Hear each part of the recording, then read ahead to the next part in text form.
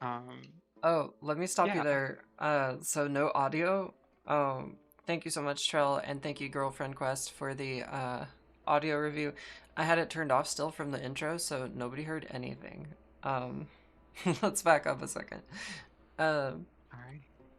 Sorry about that. I had the shit muted for the intro.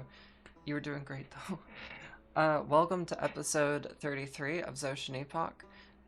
We're having a little catch-up session since we didn't uh, oh no, I literally had like my mic muted and also the desktop audio muted, which is like Discord and shit. So yeah, the stream was definitely muted. So we may have both been muted, um, but we have audio now. Anyway, so it's been a while since we've been in this current setting, and so I was just opening up the table for people uh, to review last week. And Samir, if you don't mind going over what we were doing, sorry about that. Yeah.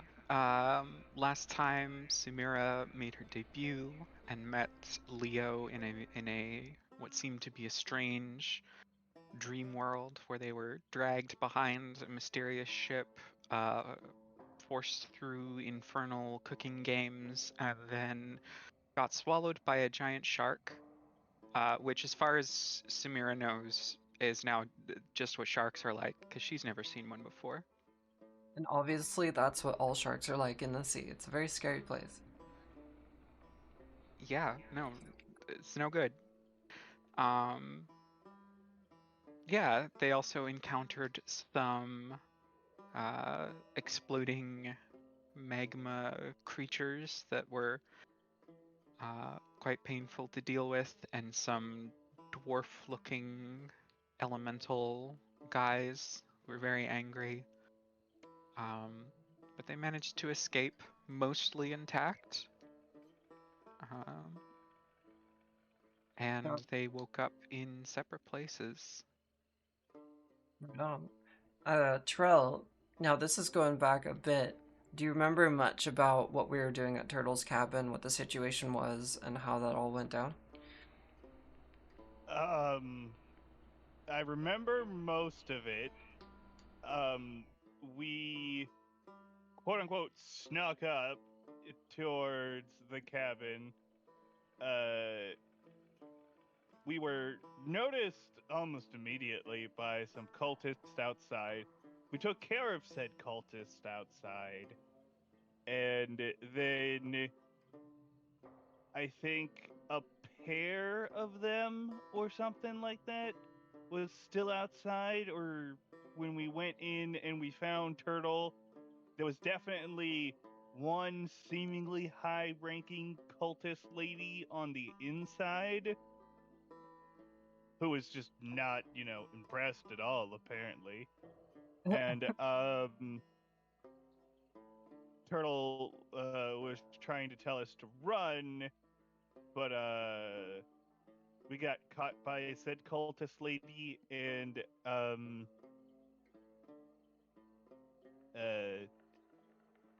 it was kind of up in the air whether there was going to be more combat or not. Mm-hmm. Right on. Thank you. And yeah, that's pretty much about it. So the events leading up to this situation at the cult, or I mean at the cabin, was uh, the group was hired by a pair of tabaxis who own a cafe, and they wanted to find their cousin who runs. They run a bit of an information brokerage out of this cafe, and the tabaxi's cousin um, is basically the bouncer for the place and also tends to be a mover of information pretty often. He's a busy guy, but at some point, it seemed like he was gone for a little too long for how long he usually is out, because he does come and go as he pleases sometimes. Um, and then the party was directed to a safe house that he has in the city in the port of Talorn, and they went down south to that house, checked it out, but unfortunately, the players didn't find anything there other than an indication that he may be at his cabin out in the woods, further westward into the swamp. So the what the party didn't know, though, is that there was a stakeout happening at that house, and the cultists managed to see this party, who they're starting to refer to as the Aronian Rats. As wherever they go, they seem to multiply, disperse, and pop up in very inconvenient places. And for some odd reason, they don't know that these people are from Boklamel for the most part. So the party heads out into the forest, and everything that Trell just mentioned happened afterwards. And so we'll get back into the cabin itself. Let me bring everyone in to the map itself.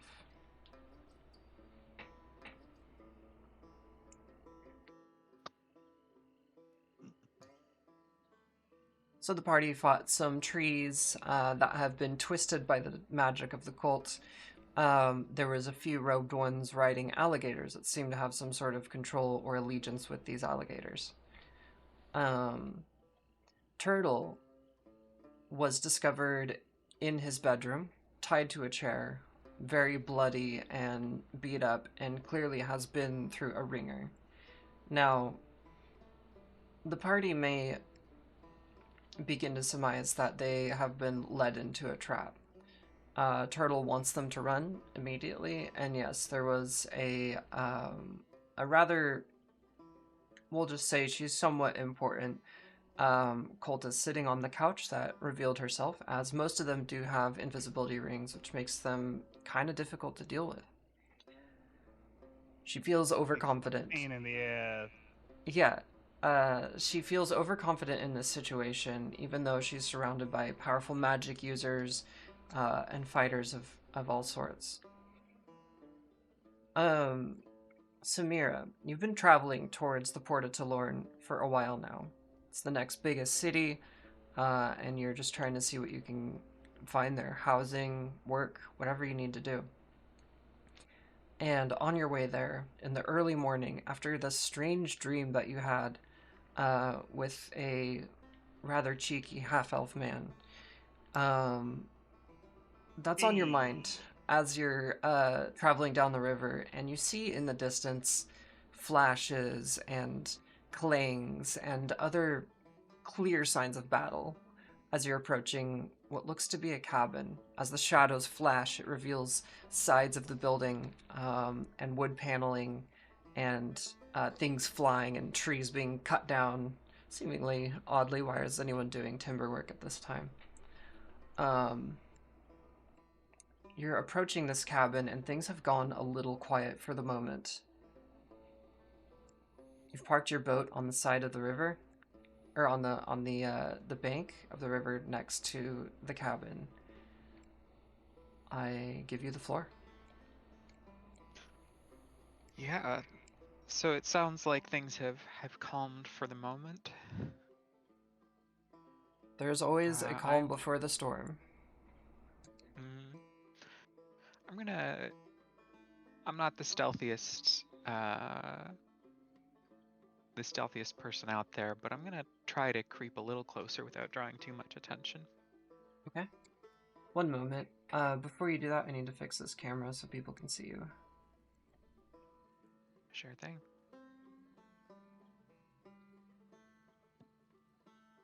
Here, go up here. Alright, go for it. All right. Let's see. Would you like me to make a stealth roll on this? That'd be great. If that's what you would like to do. Yes. Check on your sheets as well. Just making sure that you guys look what you should. It's Okay. gonna be a roll at disadvantage because of my armor. Yep.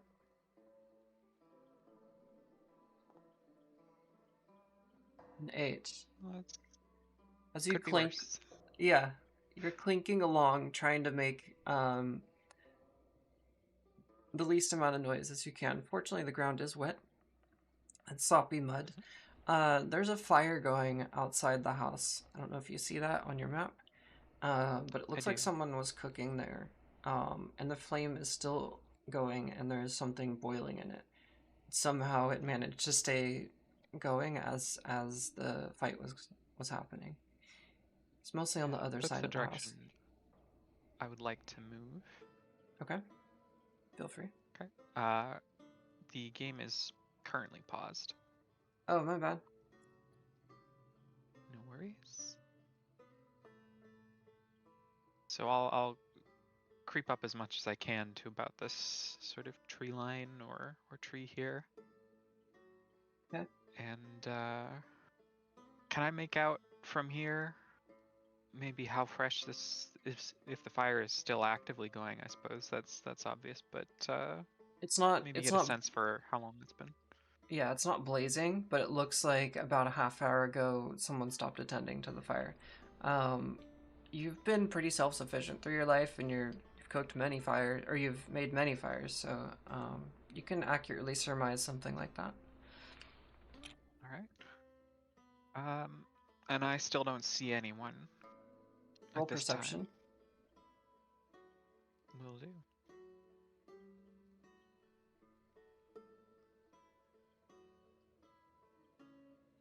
All right. Very nice.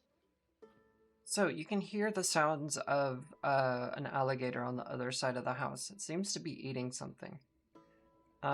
You've seen quite a few in your travels now that you're down in this area. And the swamp is not necessarily familiar to you, being from the plains. But you know what the heck a alligator sounds like. It seems that there's some sort of commotion happening in the house. One of the rooms was dark, then became light. The kitchen, it seems, due to what you're seeing through the windows, it seems to have quite a few people inside. There's a tense conversation happening right now. I'm gonna see if I can't get a little closer and catch what might be Would you like going on Would you like inside. to roll stealth? Otherwise, you will be seen. Sure.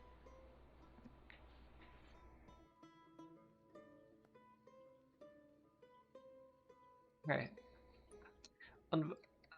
Unable to help your situation with your loud clothing. After all, you are carrying heavy weapons and armor and such. As you clink up to the window, are you unable to move? Yeah. Nope, I can move. Oh, okay. As you clink up to the window, a person with white hair, pointy ears, and looking rather druidic pokes their head out the window. Hi, can I help you? I was going to ask the same of you. Well, you don't look like one of them. We could use help. I'm not We're in a bit of a situation, I think. We're about to be. Well, all right then. Would you like me to come in and you can explain what sort of situation you're in? While they're talking to you, they are whispering, and you can hear a tense conversation happening in the other room. You recognize the voice coming from the other room. Oh, very interesting. A person in the window beckons you to go towards the back door of the building. All right, and that's where the steps are there? Yep. Perfect. I will head that way.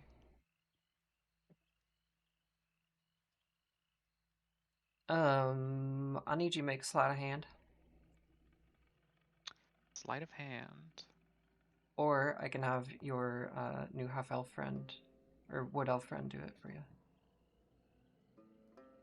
Well, Samira is not particularly good at this sleight of hand, and Okay. she bungles Yeah. it pretty. I think it might be obvious she needs the help. Yeah. They're gonna poke out like continue watching you through the window and go and shake their head. All right, I'll come help. Let's see.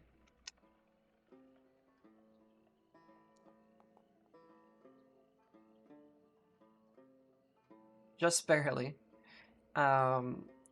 It's a tense conversation in the other room. Your wood elf friend comes over and creaks open the door, and you manage to slip inside. Appreciate that. So, stranger, what brings you here? Just traveling. What's going on? I don't know if you know Sounded like there anything might about. be. Go ahead. I just thought there might be someone in distress. Oh, This we're way. in distress, all right. Although, I think the worst of it's over. We just had a rather big fight with a. I don't know if you know anything about cults, but we've been fighting one for quite some time. Leo, you're shouting. You're shouting in the other room, doing your typical banter at the silver-haired cultist sitting on the couch in the other room. Turtleberry, who's been tied up in a chair. He's a large gray tabaxi with one green eye and a burn scar across his chest that won't grow hair. He usually carries around a pair of crossbows on his hips and a long sword on his back, but they are nowhere to be seen. He is untied, and I gave him a good berry.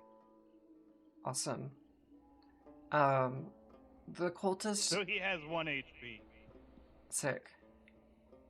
Oh, I think he had 4 or something because he currently has 5.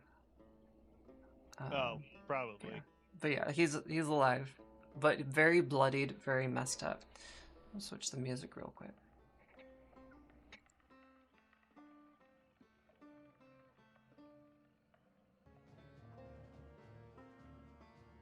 No, not the one I want. Ada, don't start right now, please.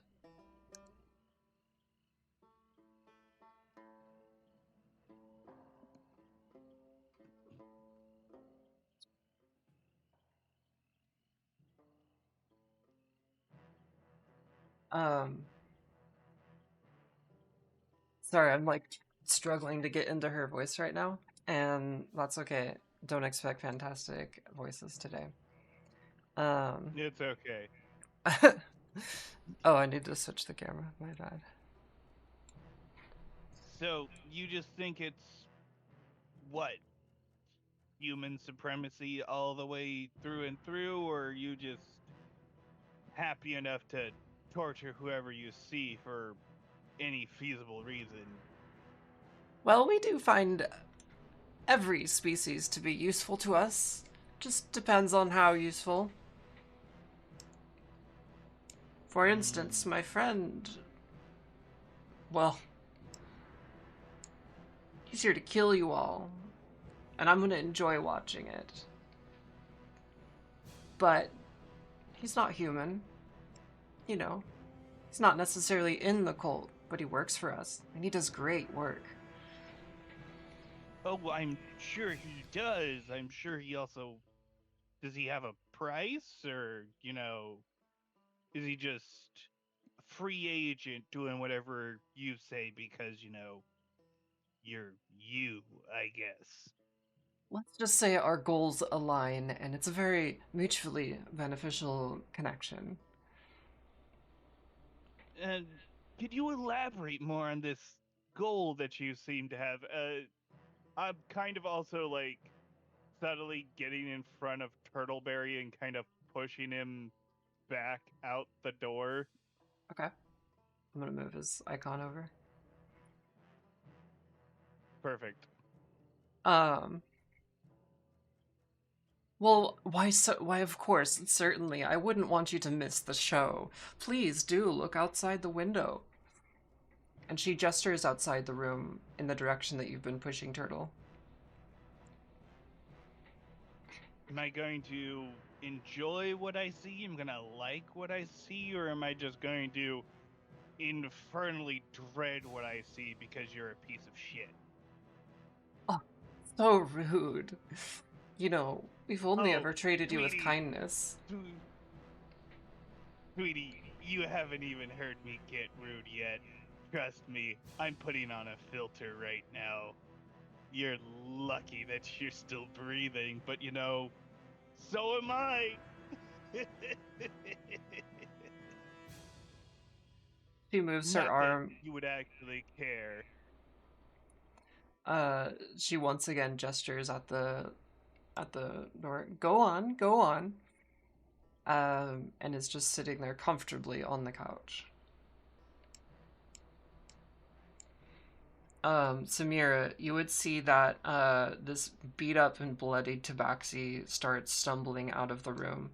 Um, and as the door opens and you hear the conversation, you're pretty damn sure that's the person that you met in that dream you had last night. Yeah. Pretty much as soon as I see the tabaxi, I'm gonna head over there and check over this person for injuries I might be able to help with. Kind of like sitting on the couch, but like leaning forward a bit around the window or around the door frame. The cultist gives off a little bit of an edge of who the fuck is this? Oh, you have a new friend to your party. Why haven't we met her yet? I don't know who you're talking about, and I don't think that it matters. At least not to you, anyways.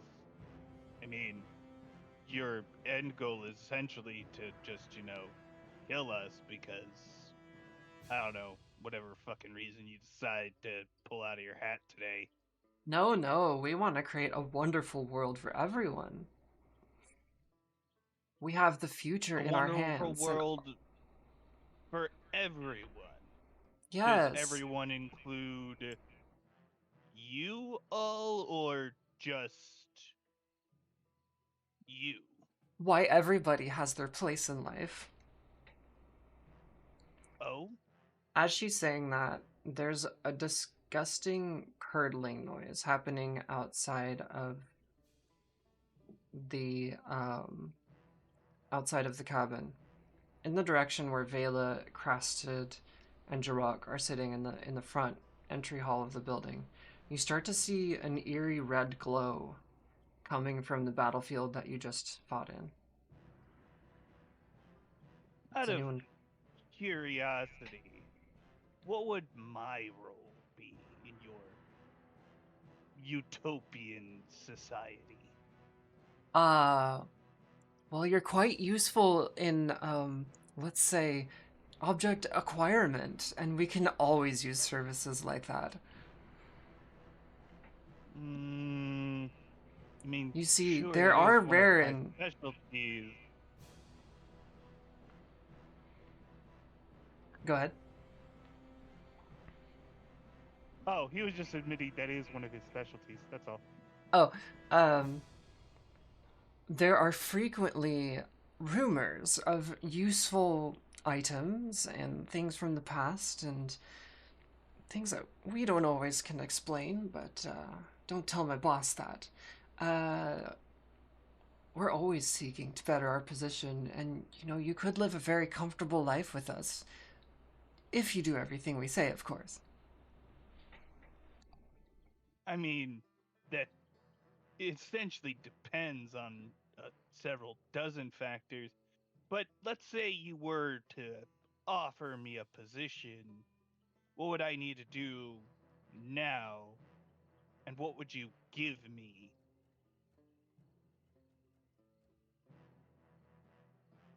I give you. Well, that would be up to my boss to decide, but I think you're gonna have to contend with him to see if you're even worthy of being among us. You know, it's stuff like that.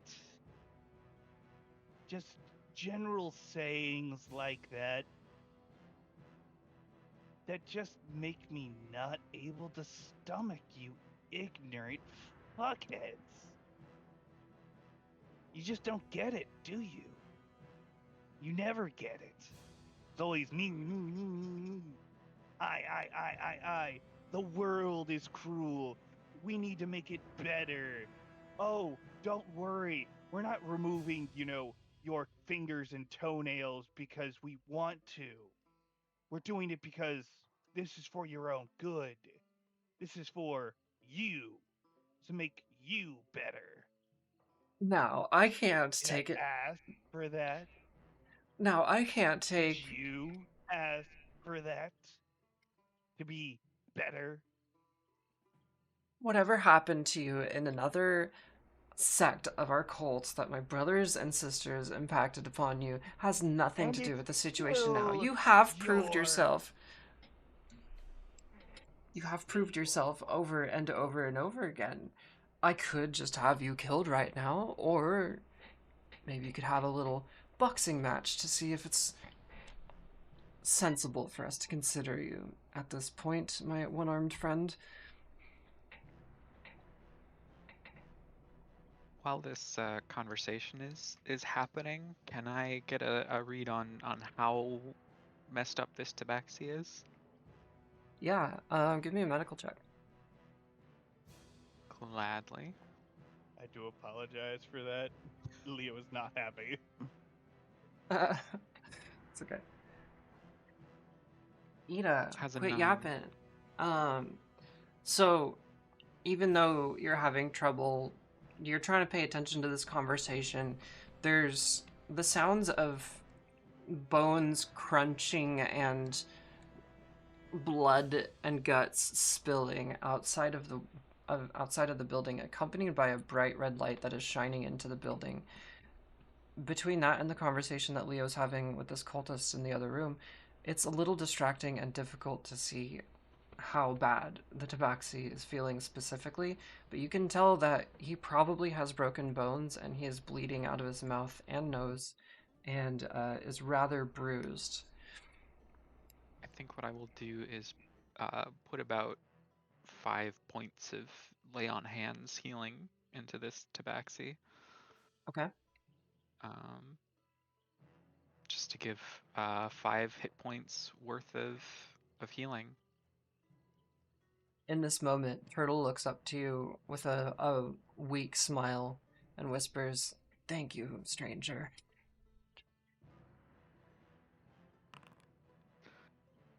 There we go. Don't worry about it. Just do your best to stay safe. I think we need to get into the other room now. As soon as the healing is done, Samira is gonna sort of poke her nose up this way and try and see what's going on outside. You'll see Crasted and Vela kind of poking out the window.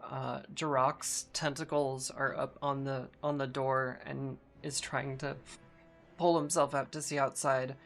And what you'll see out front is 2 alligators. One of them, both of them alive. Parvlas Venus heals everyone. Yes. Ain't You'll that the see. truth?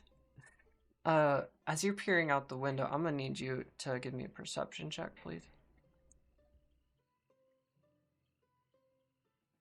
Minor, quick couple things. Sure. This door here, Mm-hmm. does it open into the room or does it open out of the room? Like, does it go this way or does it go this way? It goes into the room. I have assumed that you've put it against the wall here. And you're like standing on the other side of it. Okay. Is there I don't know, a bar on the Oh, like door a line. anywhere? Out of here? Oh, a bar? No, it's just a regular door. It's the woodwork is nice.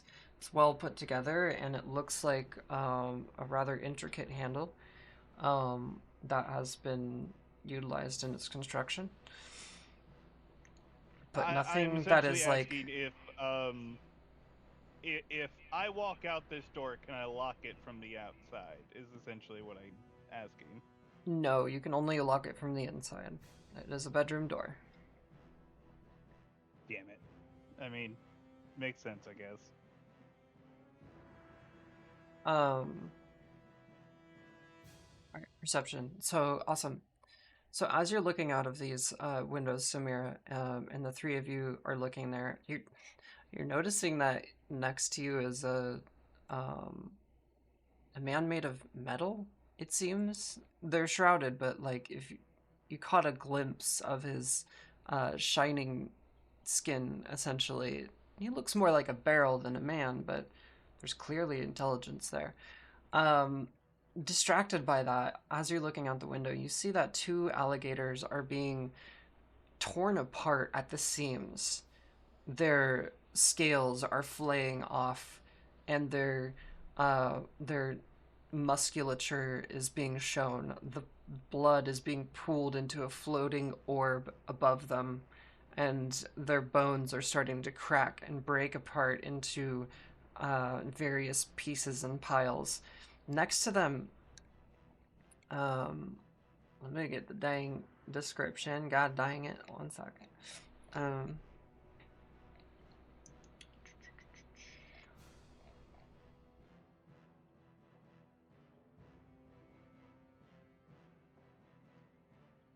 you see a man with um, torn off ears on either side of his head. He is very scarred in his face. He does not wear a shirt, but he has a bow strung across his back, a quiver full of arrows, and what looks to be on the lower half of him is cut up, chopped up, and worn down cultist robes. He wears a purple medallion across his chest, and the he looks to be 50 to 60 years old, and he's standing there with energy pouring out of his hands as he's tearing apart these alligators, and a sickly red glow emanates from this process. He I will. notices. Go ahead. Samira will just sort of lean vaguely towards the other people here and ask, "This is not normal for here, right?" Crasted and Vela look over at you, this barbarian and this robed metal man, and they just shake their heads, the eyes kind of wide open.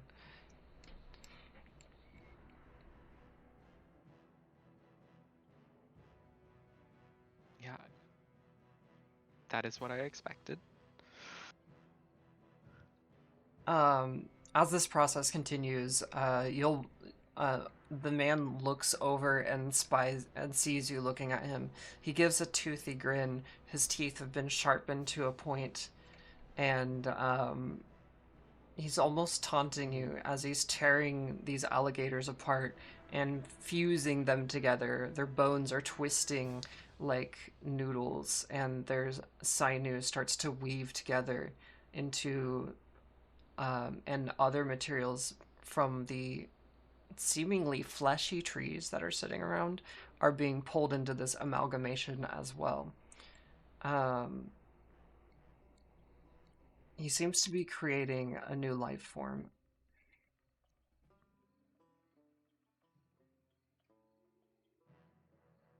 Can I get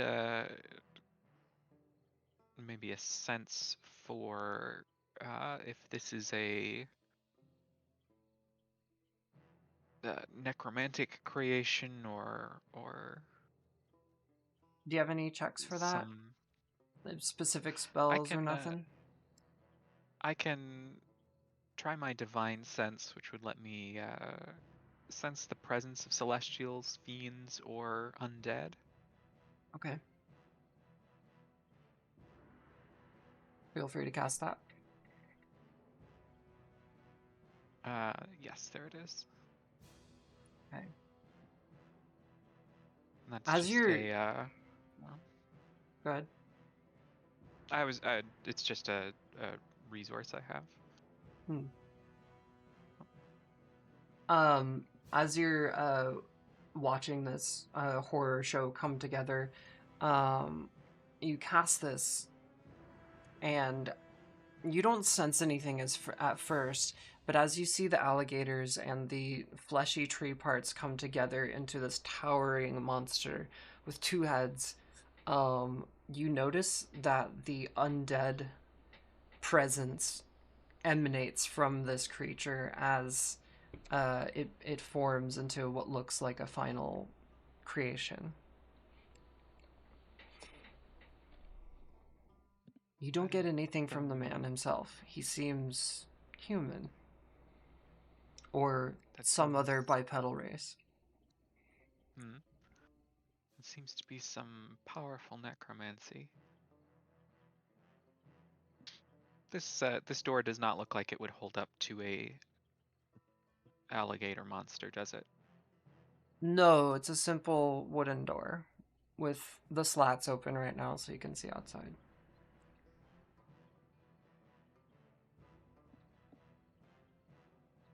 Um, Um, Leo and Turtle, you are unaware of this. And Acris has been looking up back. Turtle turns to Leo. What the heck is that? I don't know, but go towards that elf over there. And he points towards Acarus. Do it now. You really think we should go into the other room? I think being anywhere where that bitch isn't is better than being where that bitch is. No, my workshop.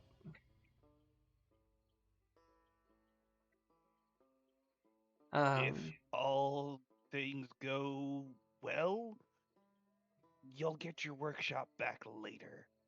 Right now, we have to live. And you living is honestly better than you dying right now because our client requires you. That's what I'm Not saying. to say that. Just trust me. It's on the other side of this Oh, wall. It's literally right here. okay, go in there then, I guess.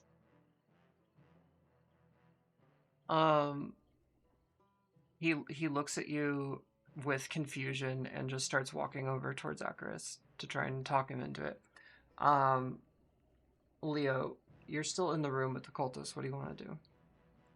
You can't see what's going on outside.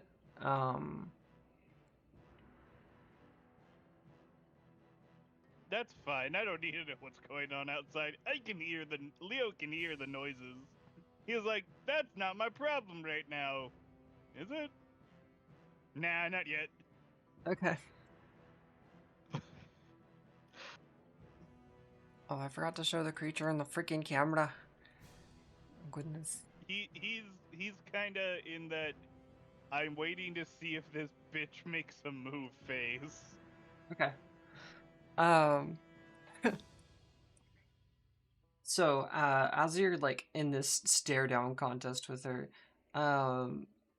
and you're just kind of like letting whatever happen in the other room, Samira, you would see, after the man outside turns his attention away from the creature that he's just created and seemingly has control over, he's gonna start forming a fire, in between his hands.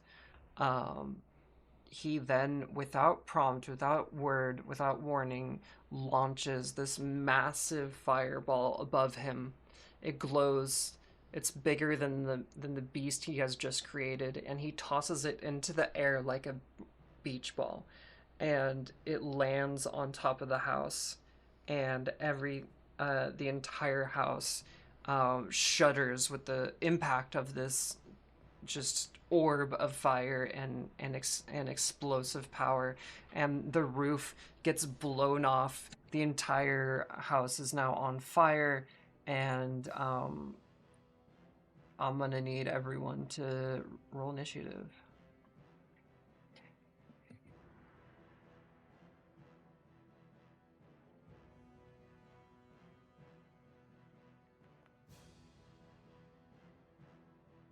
Let me get you in a combat state. 1 second.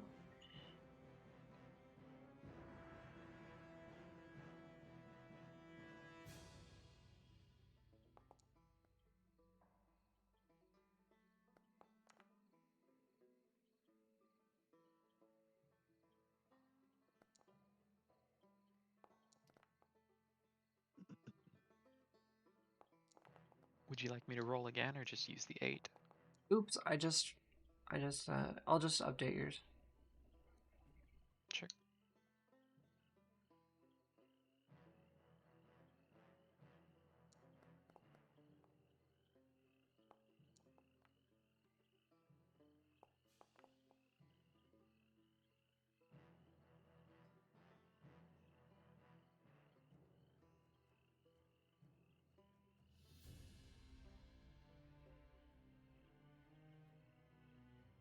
Okay. Leo, did you roll initiative?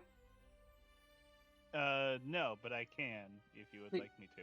Yes, please do. The roof of the building is gone essentially, and everything's on fire now. Oh, great! Everything's on fire. Whether you like it or Damn. not, the mercenary outside has forced you all into this situation. Mm.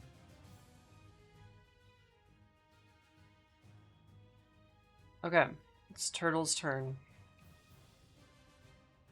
Let's see, how much distance does he have? Because he's extremely injured, but he has been recently healed, he does have distance. Let's see. Where's his speed? Why don't I see it? Oh, it didn't translate, that's why. Whatever. He's a tabaxi, he's got 30. He's gonna lay down on the ground. He is now prone. And I'm gonna need him to roll a stealth check.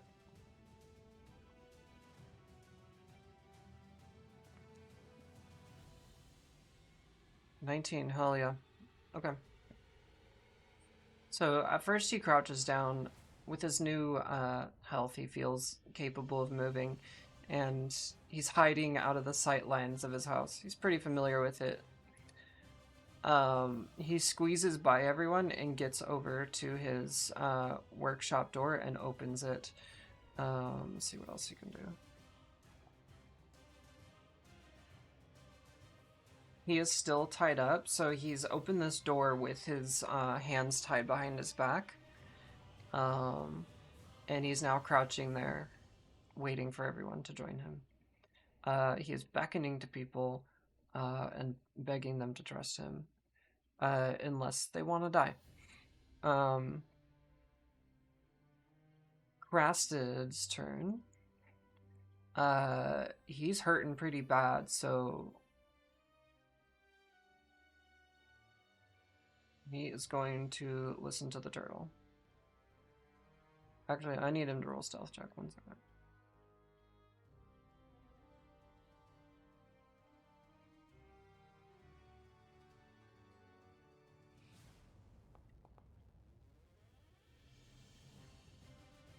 Alright, he clumsily makes his way over in front and through a window. Line of sight says Terrace cannot see him, so he's okay for now.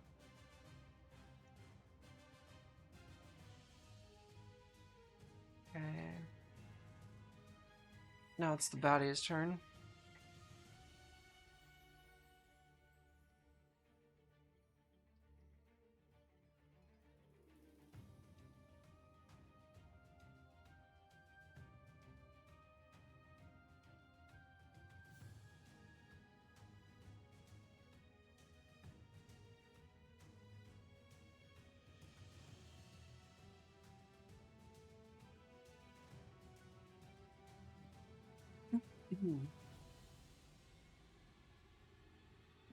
Who can he see through the door?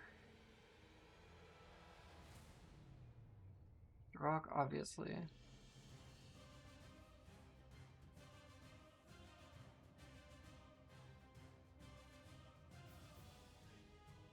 He's just gonna aim. Well.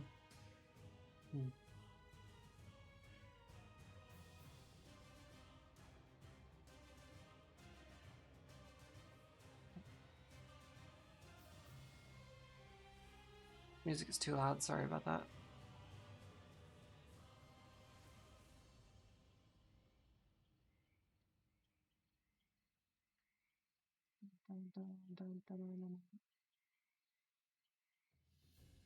Oh, it's cantrip. Sick.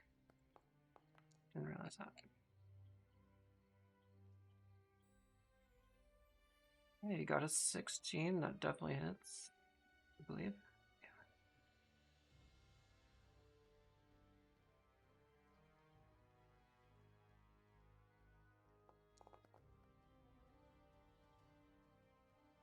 Yeah. 15.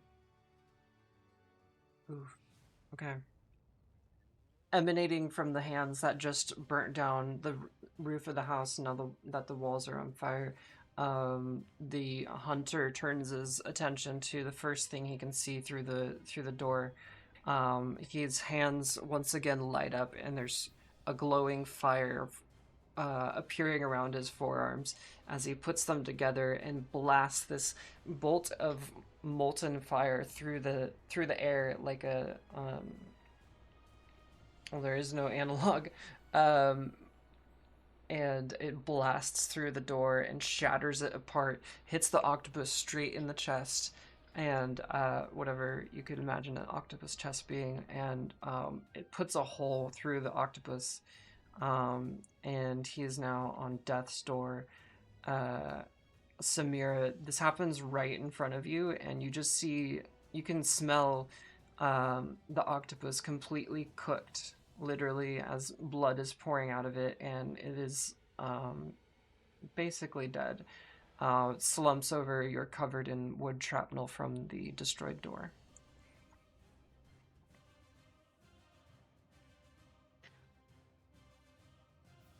This is not ideal. No.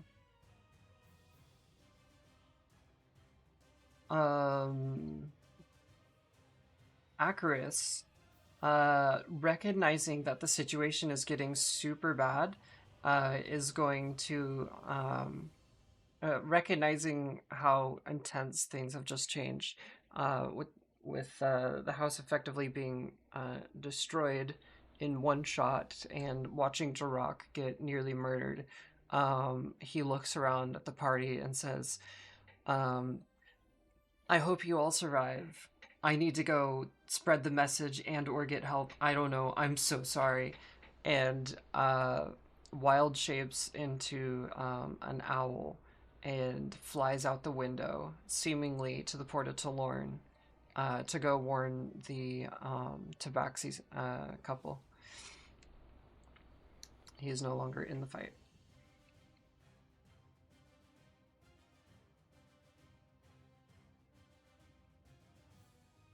Vela, enraged by the death, or the near death, so well, to her it looks like he did die, of her pet octopus, she runs over to the front, pushes him away from the door, and lunges a javelin at the hunter.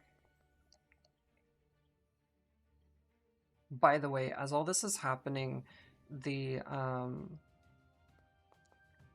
ad starts in a minute. So sorry, folks. As this is happening, the creature that has been spawned next to this hunter is just patiently waiting, like a dutiful dog, seemingly having no control of its own. As the javelin flies through the air with great strength, it barely grazes, or it would have hit the hunter in the chest, but he deftly and calmly moves to the side, with the tip of the javelin just barely grazing his side, leaving a small scratch. He's not phased at all.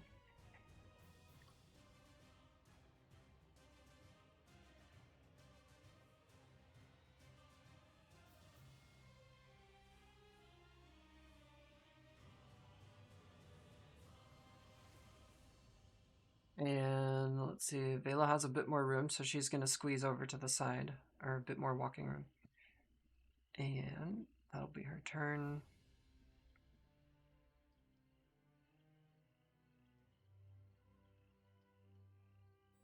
The crocodile creature looks up expectantly, or looks down. It's rather tall compared to the hunter himself. Looks down at the hunter. It's on its hind legs and looking over at the house. It stands taller than the house. Um, the hunter looks up at him, or at the creature, and says, "Go, my friend. Destroy. Eat. Have your fill." And the creature begins lumbering its way towards the building.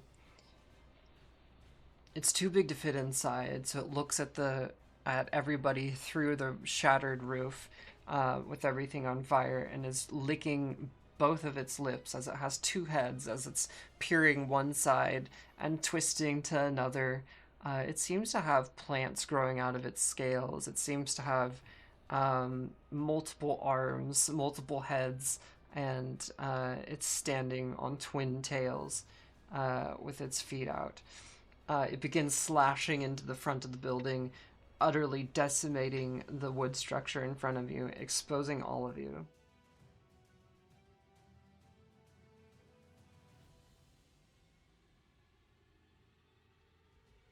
Starts chewing at the wood. Let me make sure the rolls are good. 1 second. Yep.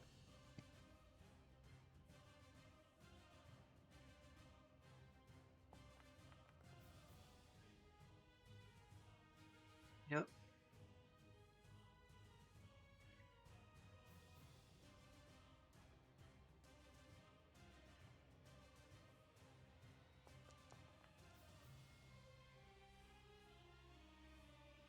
It starts chewing at the wood, dismantling it, whapping it with its tails, and the front of the house is now open and exposed. A bunch of you are piled in the foyer. Turtle is trying to get into this room over here.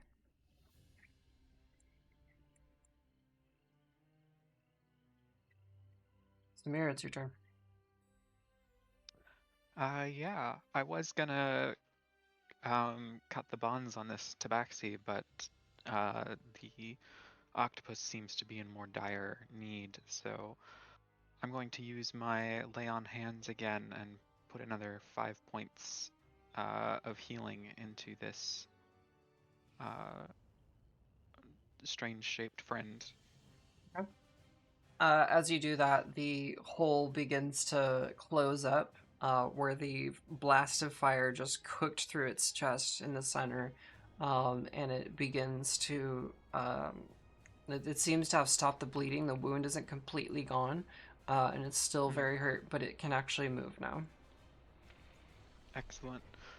Then seeing that, I am going to step between as best as I can, step between the others and this monstrous necrotic creature. Okay. And raise my shield. Alright. Anything else?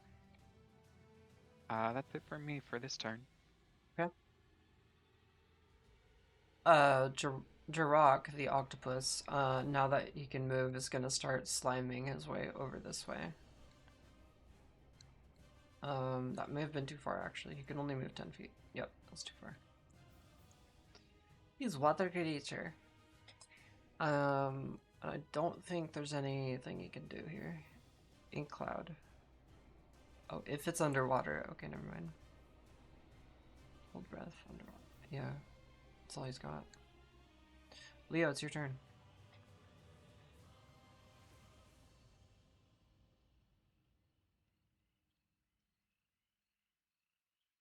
Leo. Am I? Wait, hold up. There it goes. Okay, I think I'm coming through now. Mm-mm. All good. Is that working? Yes, I can hear you. Okay. Leo, hearing that the situation outside so far is, as far as he can tell, not improving, he's going to step out of here, I guess. Okay. Close the door with her inside because, I mean, in all honesty, screw this bitch. and is going to tie off the door to something to keep it from opening. Before you do that, there are plenty of windows in that bedroom, and they were all open to the night sky. If that That's has fine. He doesn't want her coming through this door. That's Okay. all he's trying to do. All right. If she has to go outside and go the long way around, that's fine. It's honestly just to inconvenience the shit out of her. All right. I'm gonna need you to make a roll on that. Sleight of hand is fine, but you are moving a cabinet over, so you could also use athletics if you like. Let's go sleight of hand. That sounds better. Okay. 23. You managed to shove this cabinet over. Oh, this camera's tripping me out right now. You managed to shove this shelving over in front of the door, and you grab some rope. Do you have rope in your inventory? Yeah, he does. Okay. You grab rope and begin tying it off, tying the door handle to the cabinet itself, and trying to wedge it as best as you can. You're pretty successful with that. Great. Perfect. He is then going to go up here and see. Holy crap! It's a two-headed crocodile. It's And this towering place is over on you. fire. It's looking at you through the missing roof and just staring deep into your soul as you look into it. You came around the wall which was blocking it, but now that you're just kind of looking up, your neck is crooked pretty far up. The thing is tall. Great.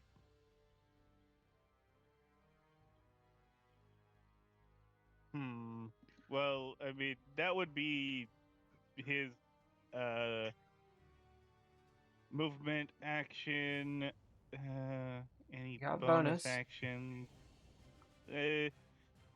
Nothing really that's viable as a. I mean, I can summon Basker, but I'm leaving him in the wing for now.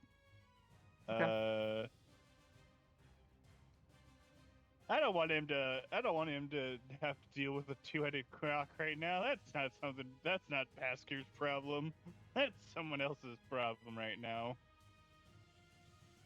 Okay. Yeah, that'll just be the end of his turn. Is slightly inconveniencing a cultist lady, and holy shit, it's almost a kaiju.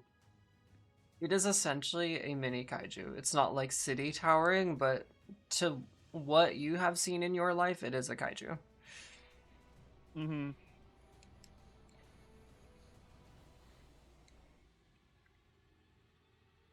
That'll be the end of your turn. Yep, that'll be the end. Okay.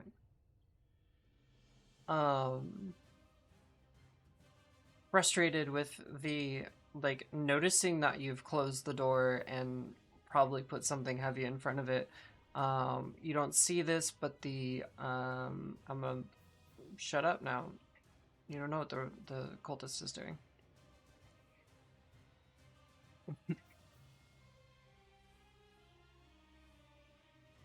All right, it's Turtleberry's turn.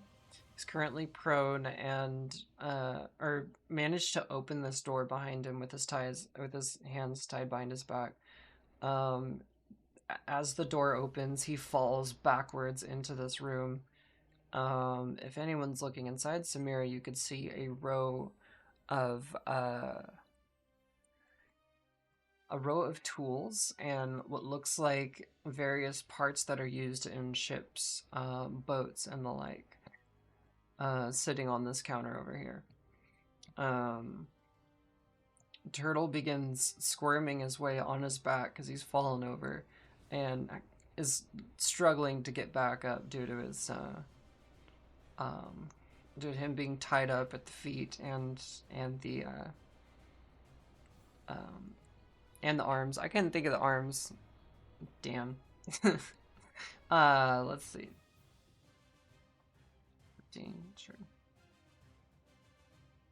He begins squirming his way across the ground of the workshop, and is trying to open this cabinet door with his mouth. His fangs are digging into it. He's a tabaxi, just for people's visual, and is trying to open this cabinet right now. I'm gonna need him to do. He does have his hands. They aren't tied. Yeah, they are. I've been saying that the whole time. His hands are tied. I untied him though Oh, you did? When? when he got in and after he gave him the good berry. Oh, well, my bad.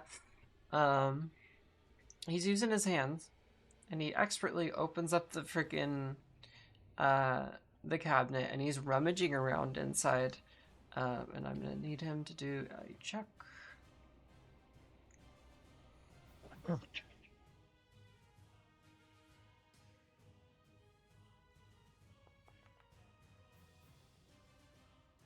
Okay.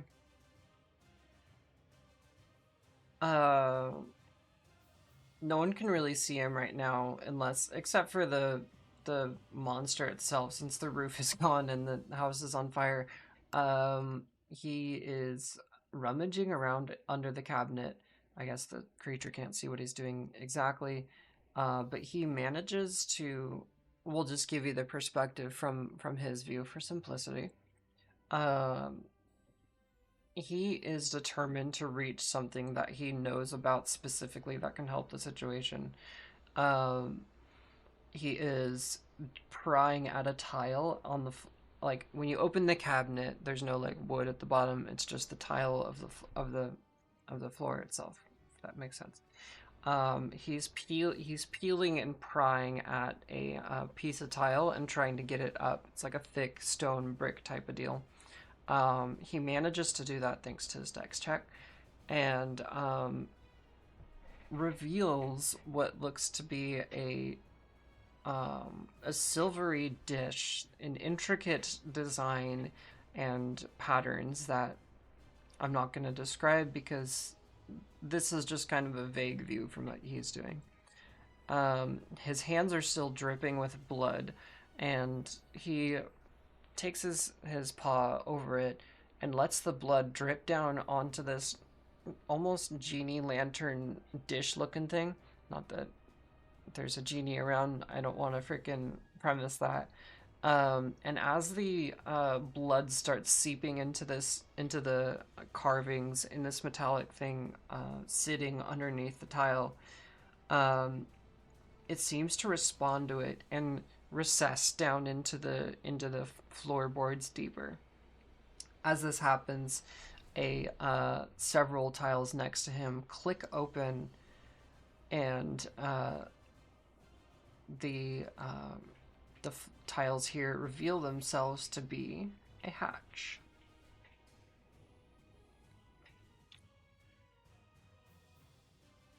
I'm gonna do my draw thing. 1 second. There you go.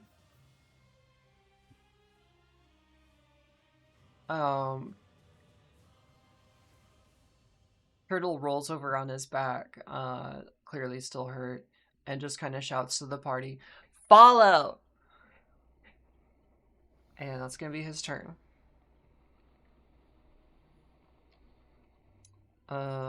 Crested.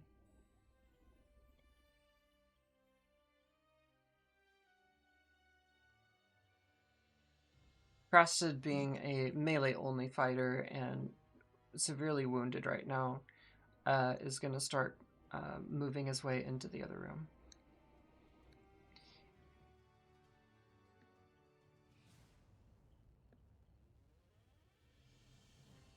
Okay.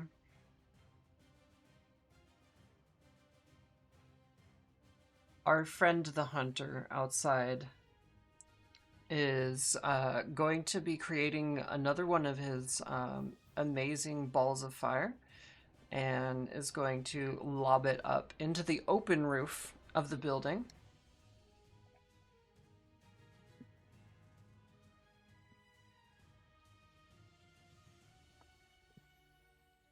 Where did the thing? Place measure template? Okay.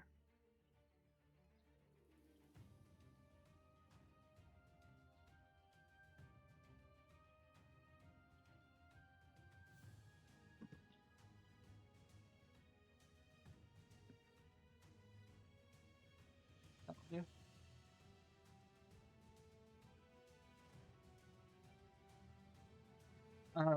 He tosses it straight up into the foyer over his crocodile creature, and it lands and splashes down onto everybody in the building. Essentially, I need everybody in that measured template to make a DX15 saving throw.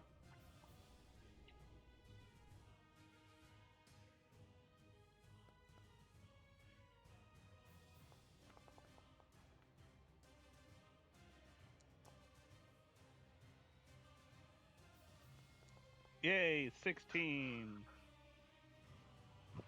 Very lucky save over here. Nice, nice.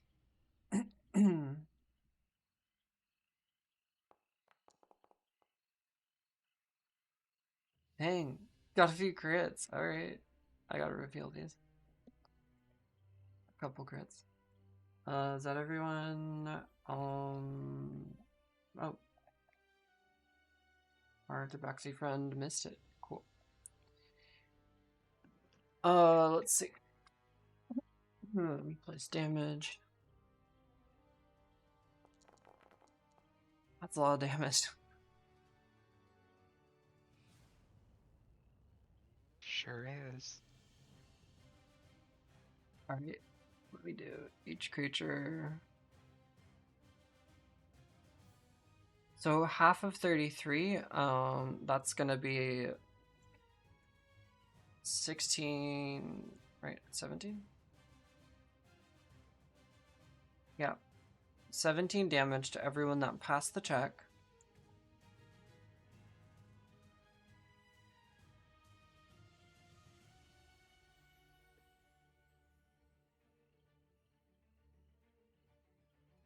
Ow. Mm-hmm.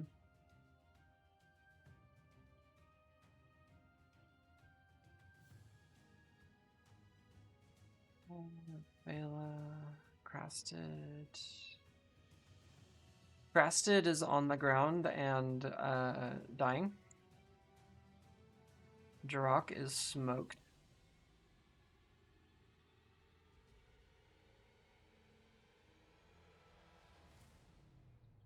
Or like Crasted is like now making death saves. Like he's also smoked. Yeah.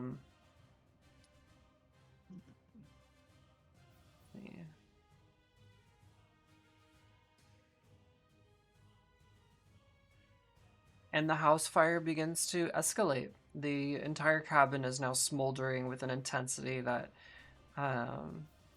outshines the previous intensity quite a lot.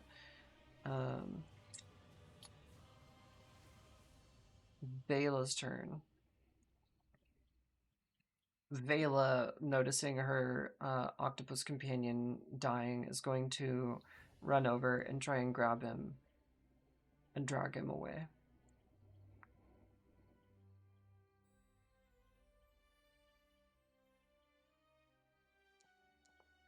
Fire 2, Electric Boogaloo.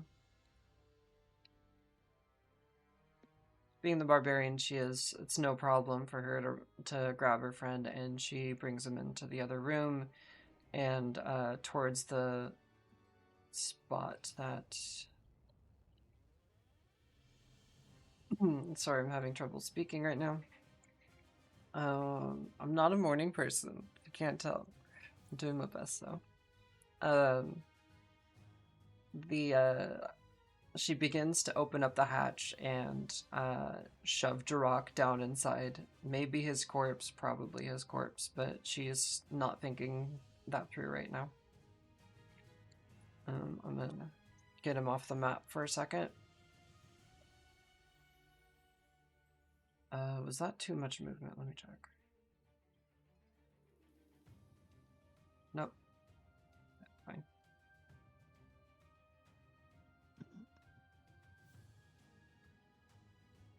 Maybe one back. Okay.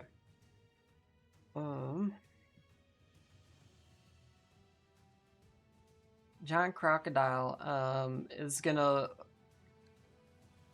The crocodile is directly over you, Samira. And it's gonna do a good old multi-attack on you. First with a bite, reaching down and chomping down. Does an 11 hit? An 11 does not hit. Cool.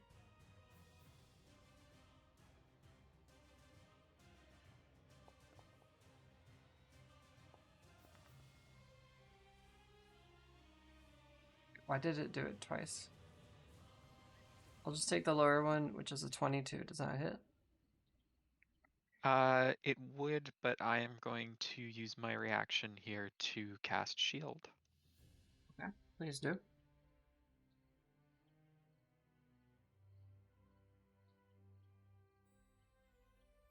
So it will not hit anymore.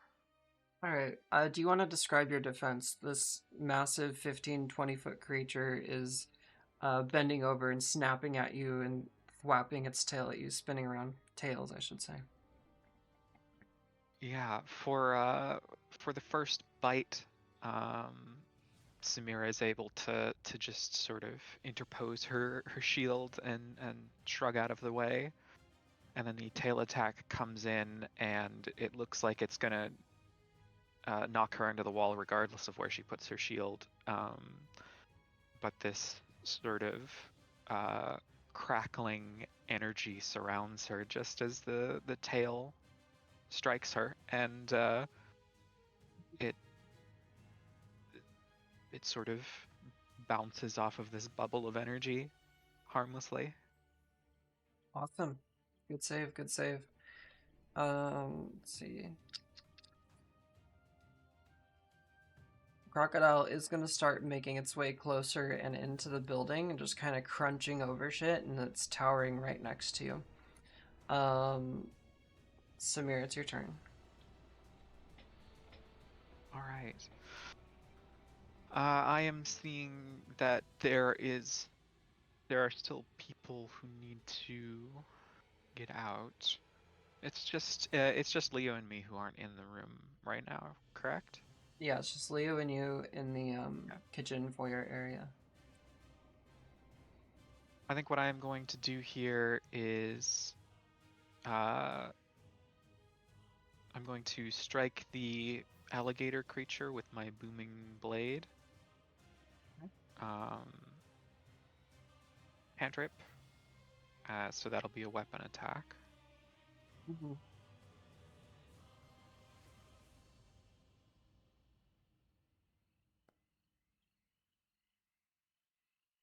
Will a 14 hit?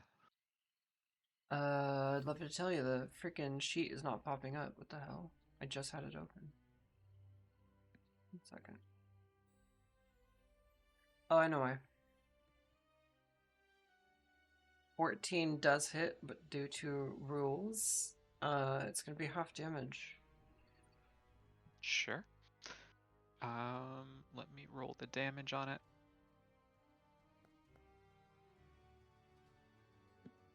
Yeah. Alright, it'll be 7 damage. 4. I round up for So half. damage. Yep.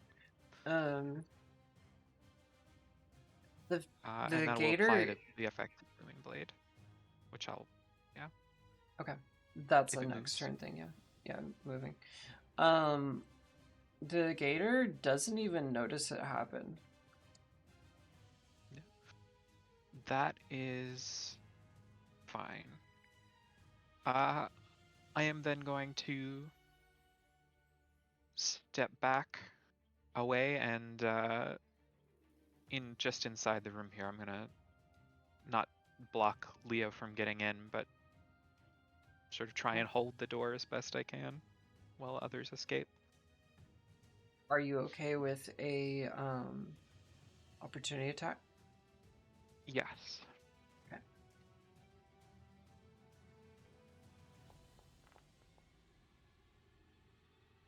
"24, taking a bite at you." Oh, I think it's worth casting shield again. Okay. That would bump my AC to 24, which would still be a hit, but half damage under these rolls, right? Yep. Okay, I will do that. That'd be a 20. Okay, so I'll take 10. Yep. So despite your bubble shield showing up at the last minute, the teeth do manage to sink into your flesh through your armor.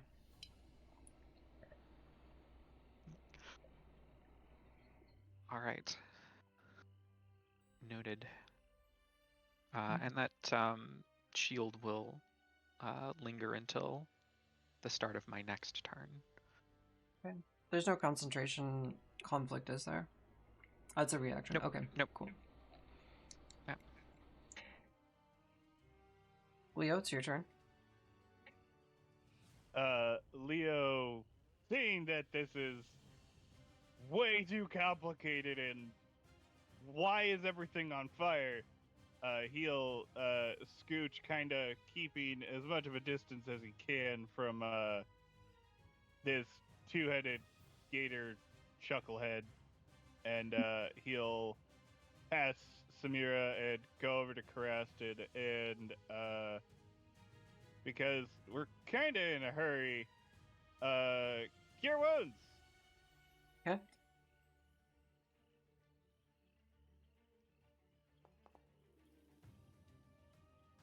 He gets 7 hit points. Hey, not bad. Crasted's eyes spark to life, and he looks over at you and thanks you, and apologizes. Yeah. He's like, "Don't worry, just go."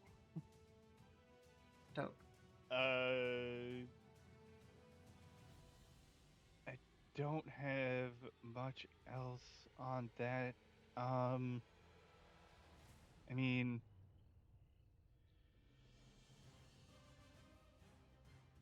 can I use the last? If I used 4 on what's his face, can I use the last 3 good berries I have on hand for Jirok, I guess?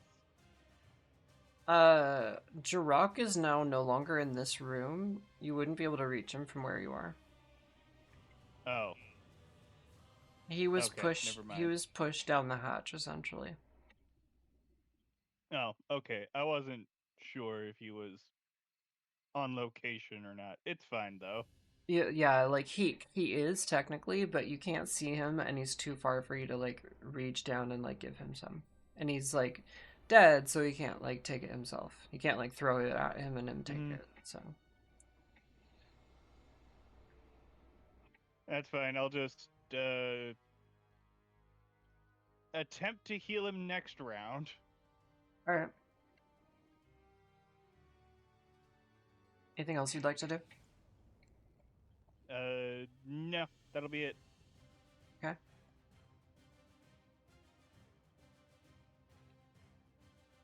It is the cultist's turn. The robed one, and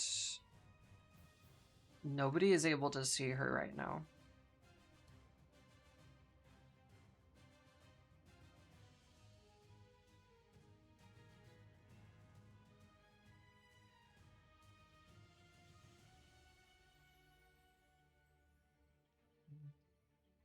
Mysterious actions for mysterious people. It is now Turtleberry's turn. Um, Looking around at everyone, uh, he thanks the party, and he's starting to get his confidence and speech back. His mouth has been full of blood and other things, and thanks to the healing abilities that everyone has provided him, he's able to speak in his natural voice a little more.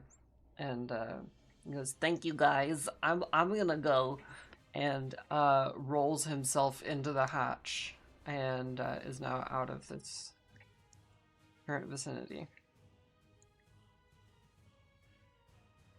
He's a giant, muscle-bound tabaxi man that sounds like a dweeb.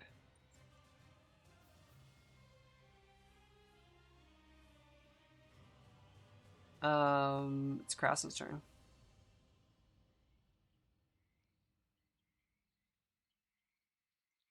Let's see. Krassid has health.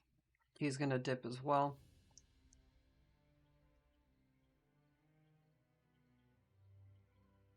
It is our friend's turn outside. The hunter. The hunter without ears, the hunter covered in scars, aged and clearly experienced, begins to make his way up to his crocodile friend.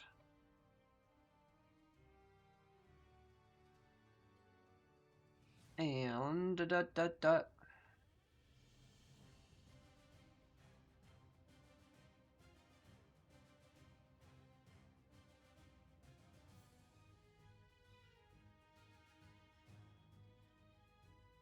he then brings up his arms again, like you've seen him do before, and instead of fire emanating out of his forearms, insects of all sorts begin pouring out of weird holes that open up in his arms, almost like wounds. As they open up, they start pouring out of his flesh in this giant swarm of insects. Almost this iridescent green black cloud forms over everyone, and I'm gonna need some saves. Constitution saving throw for everyone in the vicinity of the attack, please.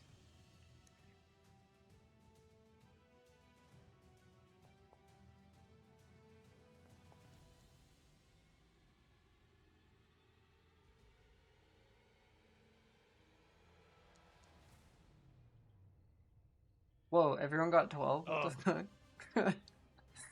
That's weird. Wow. Let's see.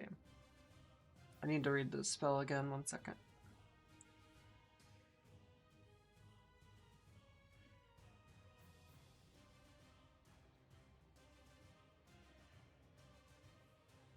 Alright, let's do damage.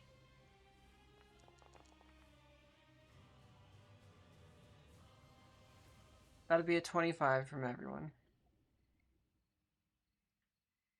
Well, Leo's out. Samira's down. Alright. Let's see.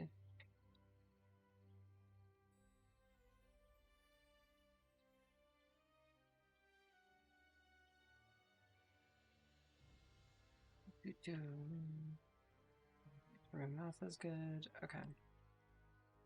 So, while these insects begin swarming you and picking at you, biting you, slashing at you, and gnashing at your skin, and getting into your ears and your nose and shit, and starting to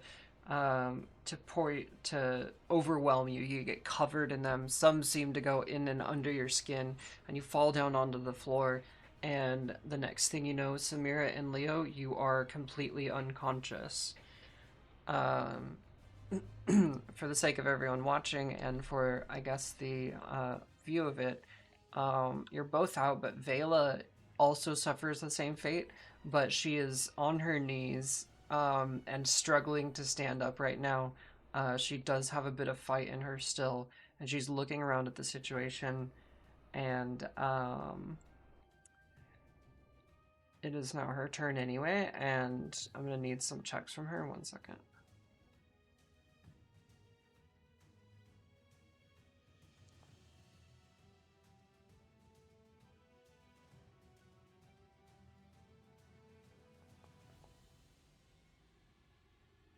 Hell yeah. Okay, you guys are so fucking lucky.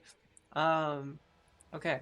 So Vela expertly assesses the situation as she's like she can't even see, her eyes are so swollen already. But with her great athletic ability and her wonderful charisma, she manages to distract everyone watching her. And she, without people noticing, she grabs both of you and shoves you down into the hatch and follows alongside.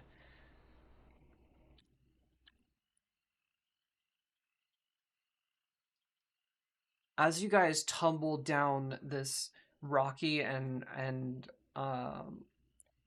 possibly very seldomly visited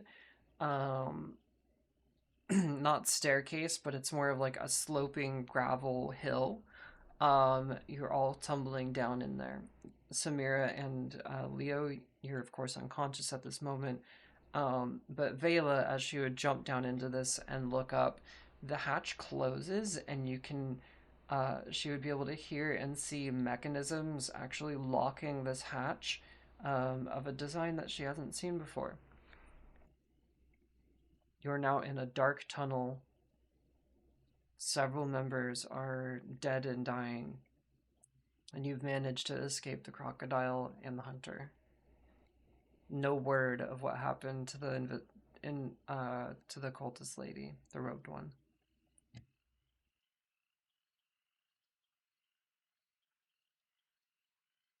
One second, let me change scenes.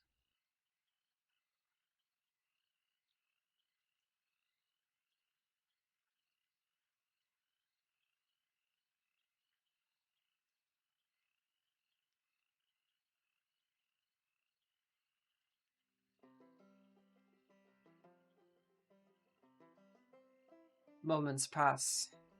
Neither Trell or Samira, or sorry, Trell. Neither Leo or Samira are aware of what's happening, but everyone who did survive manages to start bandaging each other up, and you're all laying on this dark gravel pit underneath the cabin that you were just in.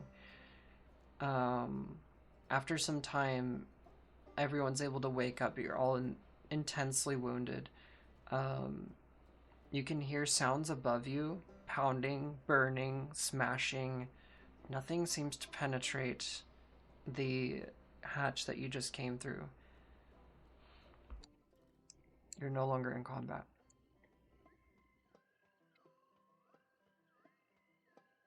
Once Samira is awake, um, she'll spend what little healing abilities she has left trying to patch up others as best she can. Okay.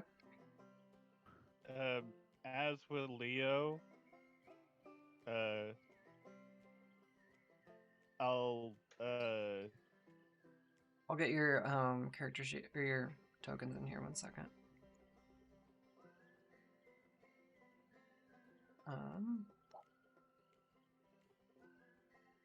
All right, now you can do it. Let me grab everyone. Should I give myself back one hit point, or?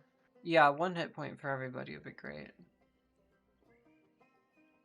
And then I'll spend the rest of my 5 lay on hands healing points just distributed as evenly as I can. Okay. I'll drop the 3 good berries into Jirok if he's still able to heal, I guess.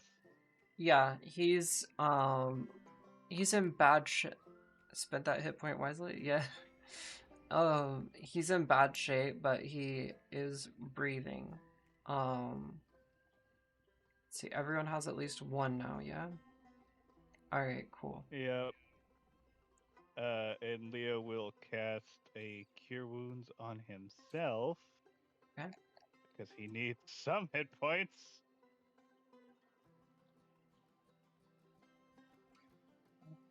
So Vela has I don't 6. have any. Jirok has 4.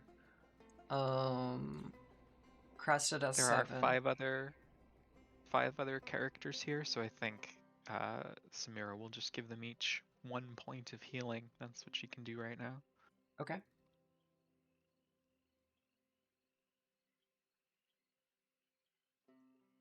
I've only got 1 lesser healing pot, and I'm saving that for now, I guess. Did you apply your extra 1, Leo? Yes, I have a total of 9 hit points right now. Okay. So everyone's beaten and bruised. You're sitting on this sloping gravel pit. It almost looks like something you'd see in a sewer or something like that. It's damp, it's cold, it's hard to see. Leo, even with your dark vision, you're struggling to see around. I don't remember if Samira has dark vision. You're half elf, you She should, does. right? Yeah. Yes. So as you're looking around, there's no light except for a faint light down below you. Turtleberry stands up and addresses everyone.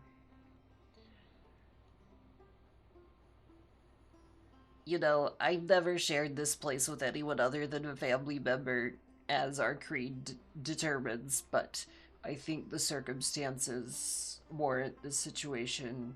Please be respectful of where you are.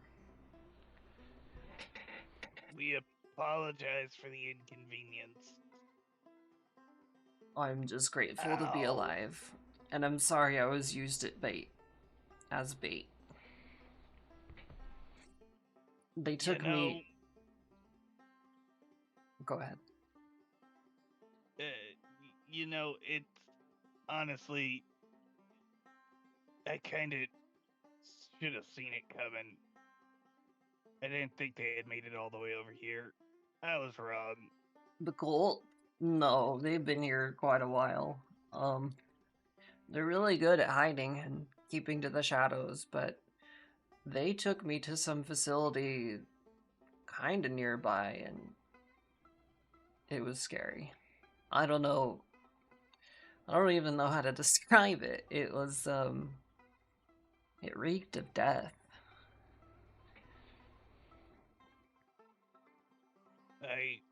Well, it's probably not the same place. If it's nearby here, anyways. Uh, I know the type of place you're talking about. They aren't Um, exactly pleasant places. well, I don't know what the heck that chick was talking about with glory and shit. But they I, seemed to want to get something out of me, but they took me back home, presumably for you, so who the hell are you? when you say you, do you mean all of us or just you Yeah, specific? they kept referring to you as the rats. Uh, So it's nice to meet the rats, I guess.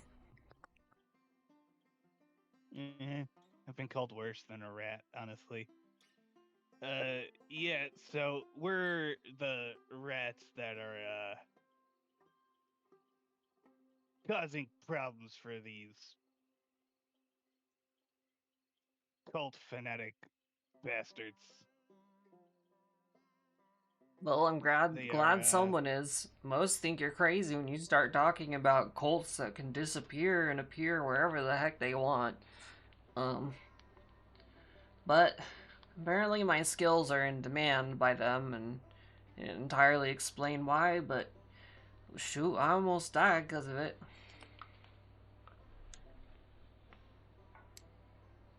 well, their motives are not exactly what you would call pleasant. Their ideals are skewed, and they're human supremacists. So, that's another problem. Yeah, I think I gathered that one. Um, he takes a moment to lick his paw and lick his ear for a second. And they're like my, they're brutal, man. Leo just kind of side eyes him just a little bit. You don't say.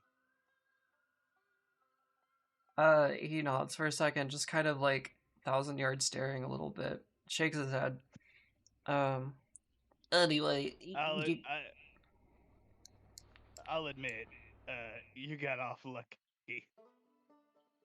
I don't know. I think the intention was to kill me with you all, but um, I managed to keep quiet about the family workshop, which they've been looking for some time, but I don't know if they're gonna take this as knowing or as seller or whatever, but hey, we're here now, not dying.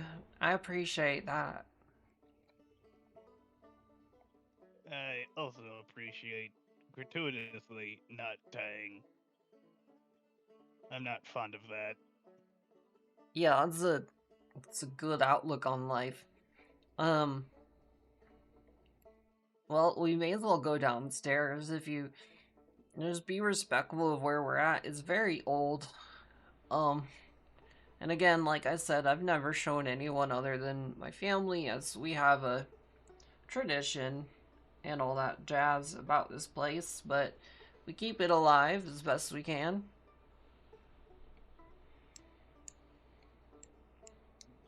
Sure, certainly. Let's go. Honestly, literally anywhere else right now. He At some nods. point, they're probably gonna try to chase us down. They'll probably come in here themselves if they figure it out. I don't know, that hatch is made of something I don't understand. It's very old, but very strong. Um, we've never had a problem with it, but I don't know if we've ever tested it with a two-headed alligator or a incredibly powerful man hunter, whatever that guy was. A problem. That's what he is. I would agree with that.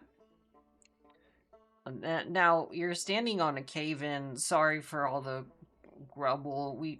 It's hard to clear this shit out, but we've had a few issues with things over the years. So there used to be a staircase here, but it's been a bit tore up. So we make do. Come on with me if you don't mind. He just kind of turns around and beckons you and sort of like, I don't know if you've ever gone down a steep gravel hill, but there's that kind of like weird snowy, like crunchy kind of like leaning back thing. That's what he's doing as he's going down. um and then he turns a corner and disappears into the darkness. Do y'all follow?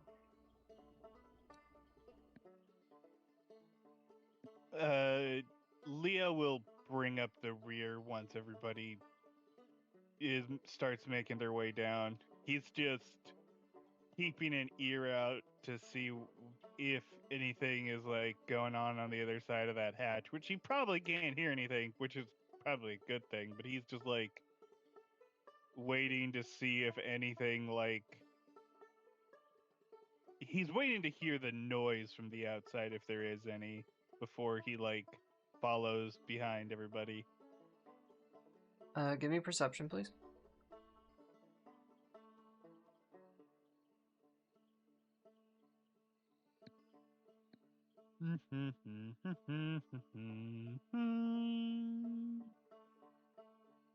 Alright. 19. So even though it's pretty muffled due to whatever is keeping that shit together, you can hear that there is various attacks going on above. It sounds like the same fire attacks and smashes and stuff that you've heard above in your recent encounter with these enemies. It seems to lull on occasion as they seem to be trying to like figure out the mechanism and get it open, from what you can infer.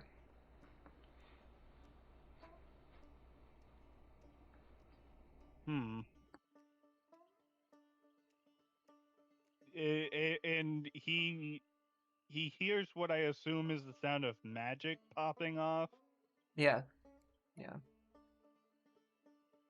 You can hopefully hear that. You can hear martial weapons slamming into it. You can hear magic things happening. You can hear those the sounds of the blasts that was emanating from that hunter before.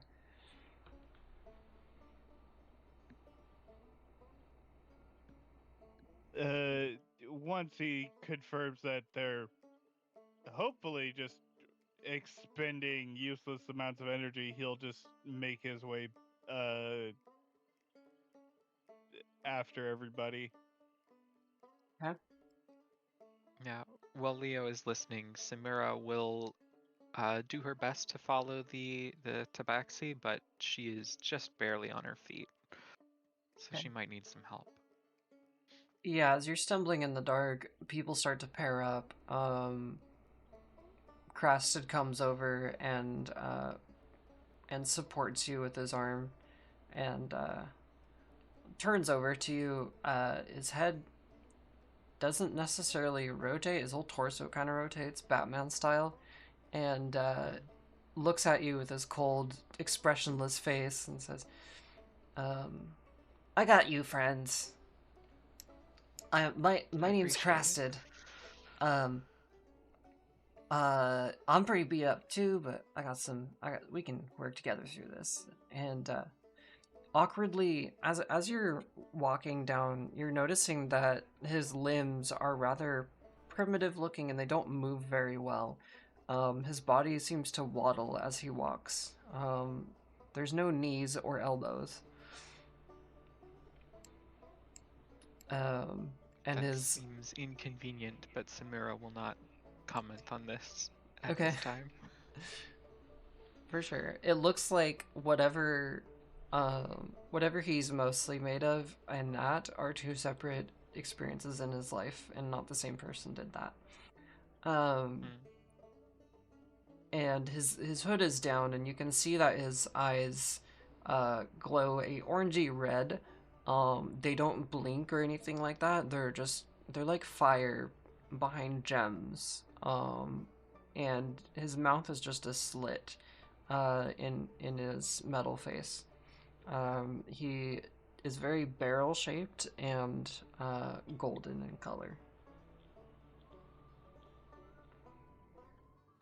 As you two are making your way down the gravel, it starts to the broken bits and the what seems to be the crashed or the crash. What is it called when a cave in? That's what it's called. As the cave in seems to subside and you get down further into it, you're on some nicely cut steps that seem well worn but precision made as you're walking down. So, Mira, being a nomadic plains person, you've not seen structures of this eerie parallel. You wouldn't even have the word for parallel, I wouldn't think, but like it seems like it's made like a weapon almost, with how well it's made.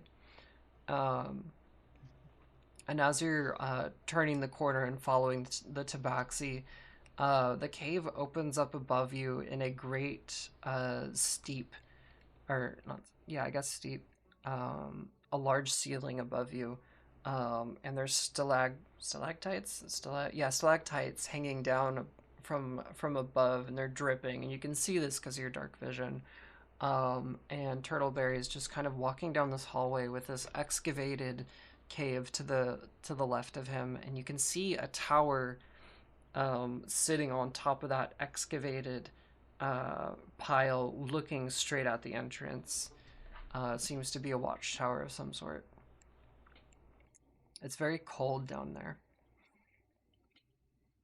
Leo, as you're coming down with the rest of the group, you'd begin to see this as well.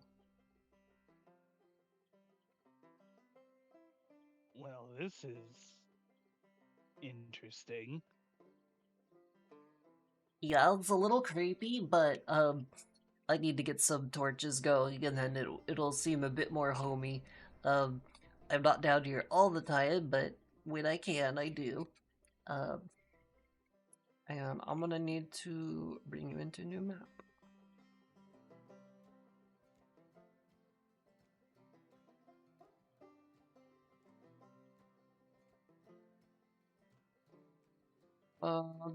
Tokens. Oh my gosh.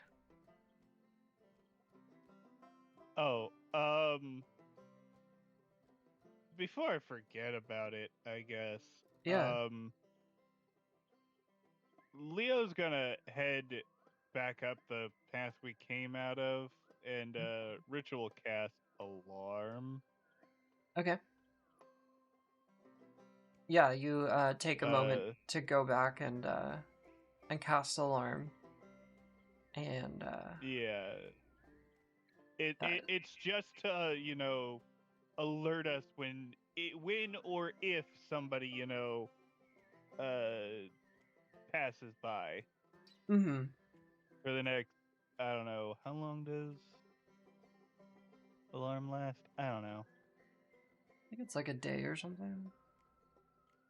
8 hours. Oh, yeah, perfect. 8 hours. Well, As you're going, Samira's go ahead. Samira's sort of holding on to this strange person who is offered to help her down the steps. She is going to look for the most comfortable-ish looking place to just uh, set herself down and rest. Okay. Um, You know, you're the last person I'd ever thought I'd see around here.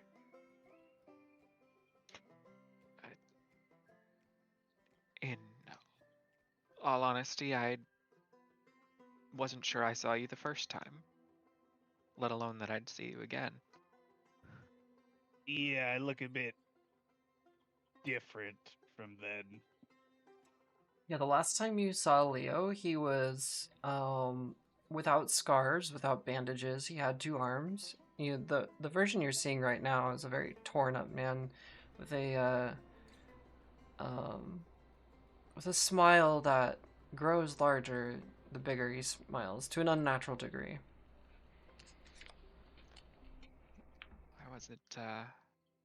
I wasn't going to say anything, but you do look rough. Yeah. There was we'll politely call it an incident a few years back with some of the people that are like the ones we saw upstairs. They weren't exactly nice people. No, no, I didn't get that impression.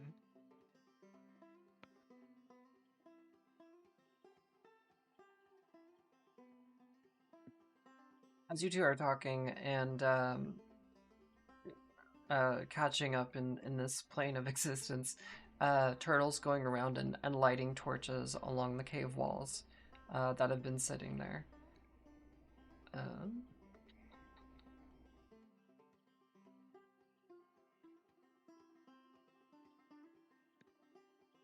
and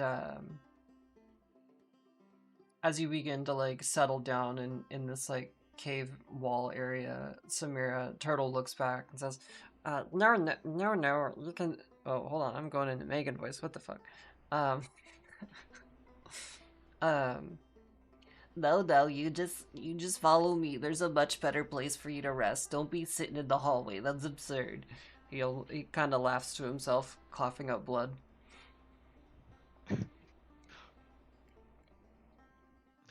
Samira will give a little nod back and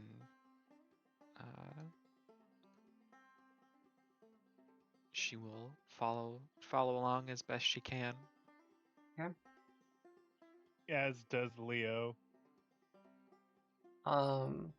When you round the corner and Turtle is lighting up yet another torch, you'll notice that there is a calm green water and a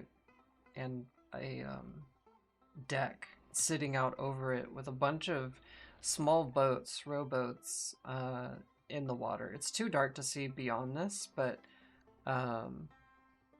because you have dark vision, you'd see potentially a bit of a small lake or pond or pool of water ahead with some vague shapes of boats.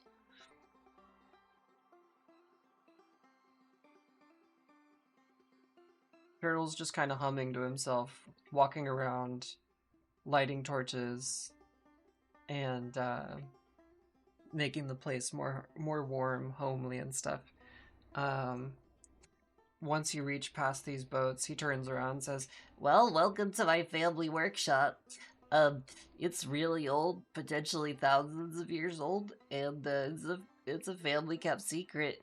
Um, we make the best boats in all the land, and nobody knows really why, but it's because of this place. he just kind of coyly smiles to himself. It's very impressive.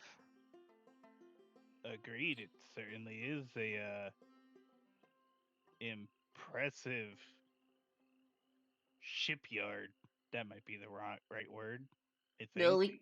we can call it a shipyard. Our ships tend to be a bit more bespoke. We don't make massive ones or ones that are for standing armies and their needs. But when we have a special client, we do like to make, you know, the best that we can make. We have tools that we have access to that most Zotians don't really have access to, and we keep it as a family secret. Um, Camera. Oh, thank you. And we keep it as a family secret, and I trust that you all won't say anything. But if you do, I don't think I will be able to kill you, but I could try. He pats I his mean, massive biceps.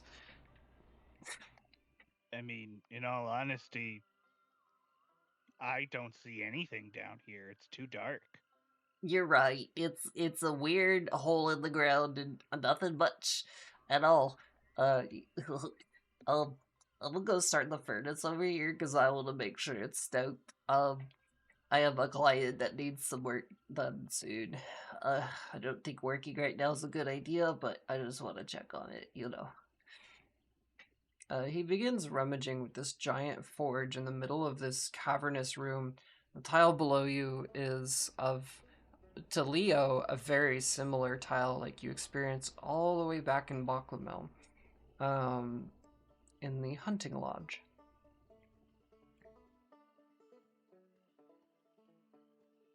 As you get closer into the room, you'll notice that there is what appears to be massive walls of wood. And as you're just kind of, where the heck did she go? As you're looking this over, um, Turtleberry explains to you that this is a dry dock and it's where he builds his best ships. Jarok finds the water and slips inside and seems to be much more relieved.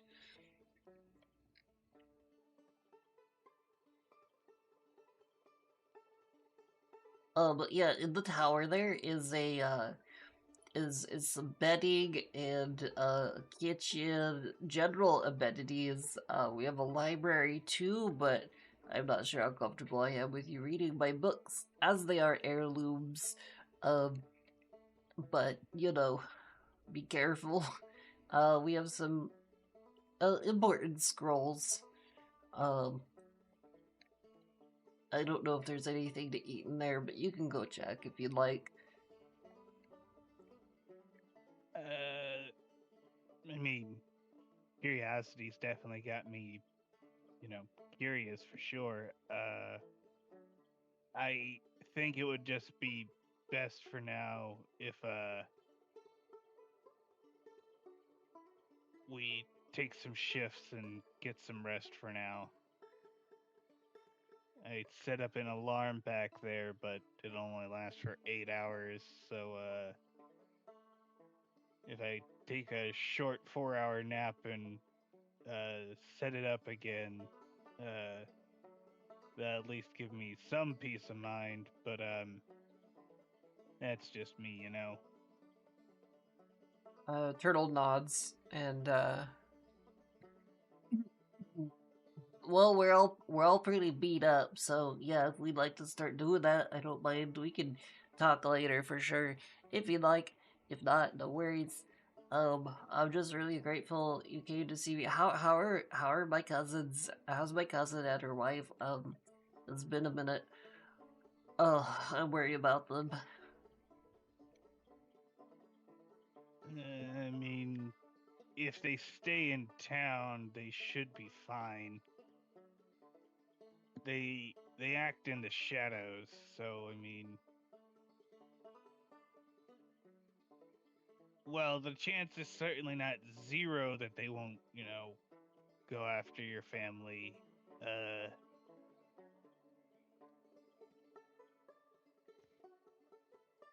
they'll do their best to, how do I put it? not draw attention to themselves by doing whatever they want to immediately. They'll Well, probably you're take a right. few days at the most. I've been really worried about that, but if they're still concerned about staying secretive, then I could understand that. But I've been, you know, since we got down here in the cave, I've been thinking like that guy's just gonna go destroy the whole city. I don't know. I don't know if they're ready to be known to that extent here. We have a lot of crime here. Oh, I well, they probably told you, but I am an information broker. I kind of have my ear to the wall, you know.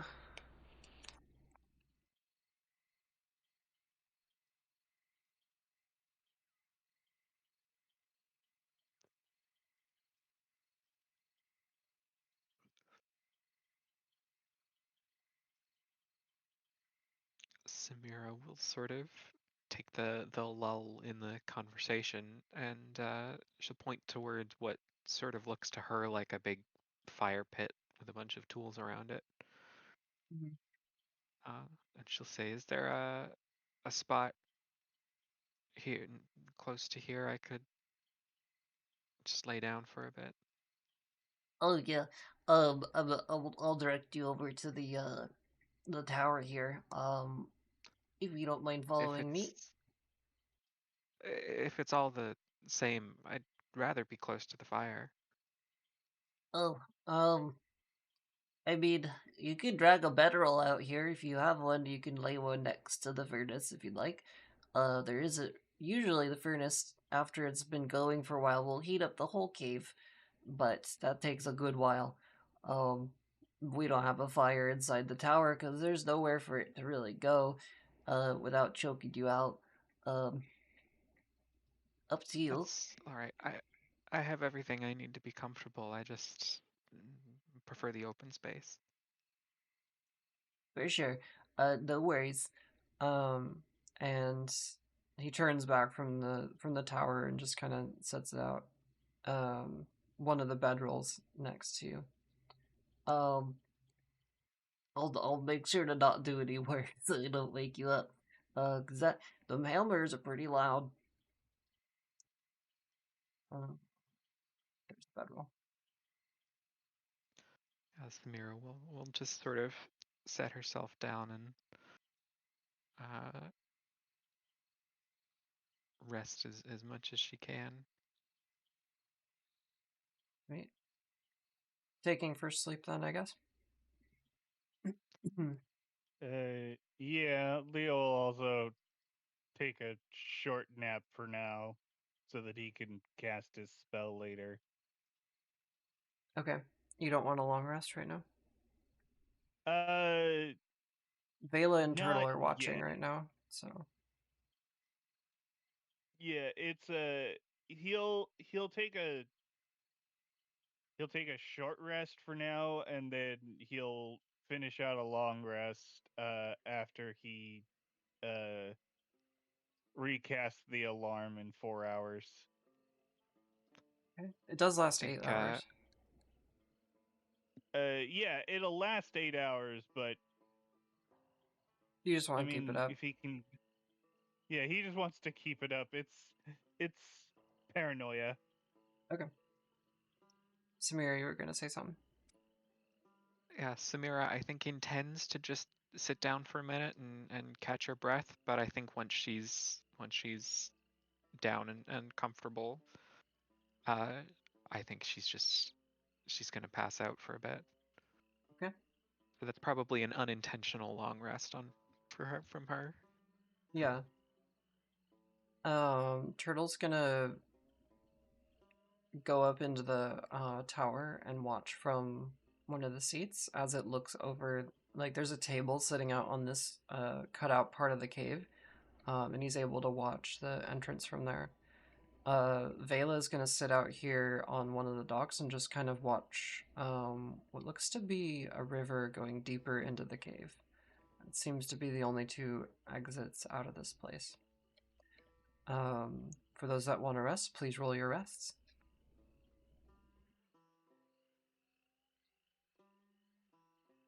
Would you like me to just roll a long rest or do the short rest then a long rest? Let's do short now. Okay.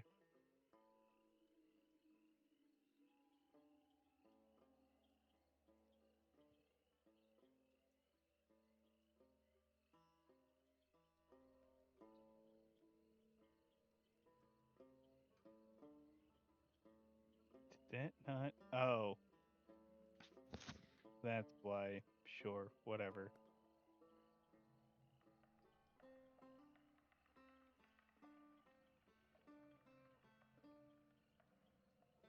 Okay. 4 hours pass by. Samir, you're still asleep. Leo, you've woken up from a nap. Um, the cave does seem noticeably warmer. Thanks to the coals in the giant forge next to you. What would you like to do?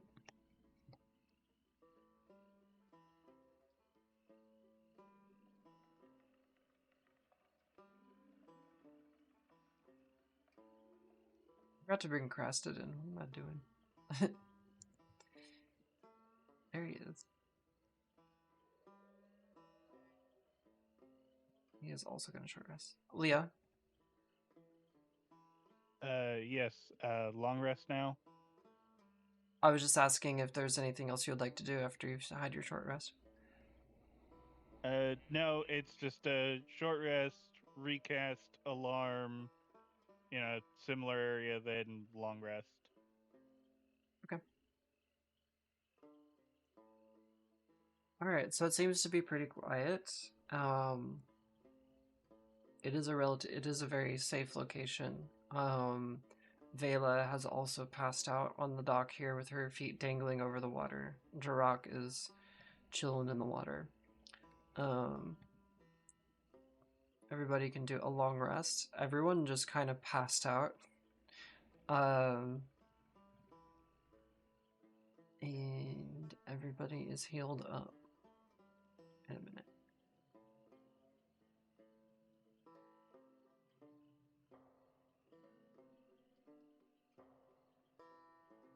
The alarm was not triggered in any way. The embers of the forge next to Samira have grown a little colder, though it is a very big forge and the heat is still emanating off of it. The cave itself is a little more comfortable than it was when you first came down here. You notice how quiet it is down here. You can just hear the occasional drip from the stalactites hanging above as they drip down onto the stonework floor or into the water below.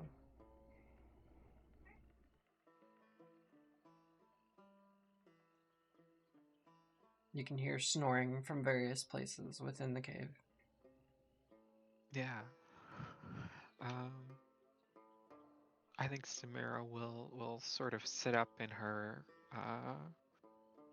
spot here and uh, find herself something to eat from her pack, her rations. Okay. Um, and while she's sort of sitting here quietly, trying not to wake anyone else, since she's, sort of up first. Um, she'll have her keep her axe in her lap, and she sort of just not really thinking about it, sort of instinctively, reflexively, just sort of touches the axe every now and again. Um, just a little reassuring gesture. Okay. Leo, do you do anything after you wake? He's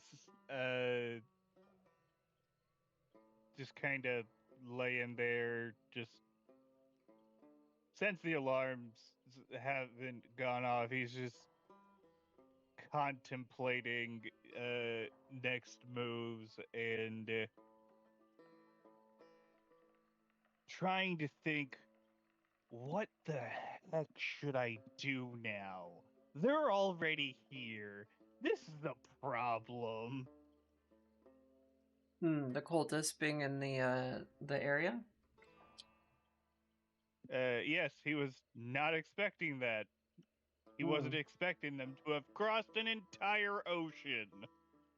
I mean, your ragtag group of people Or have managed already. it. Well, I mean, yeah. But He has they no clue the size of all this, and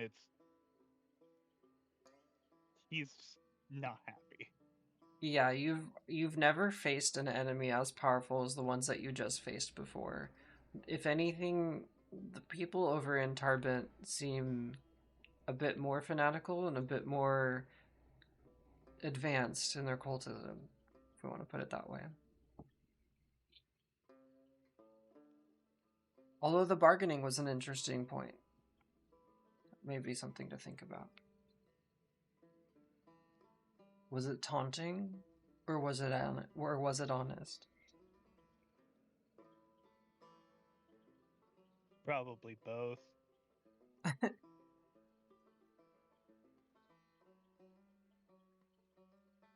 This is a good time to end the session if you'd like. We can go for probably about an hour more if you guys would like.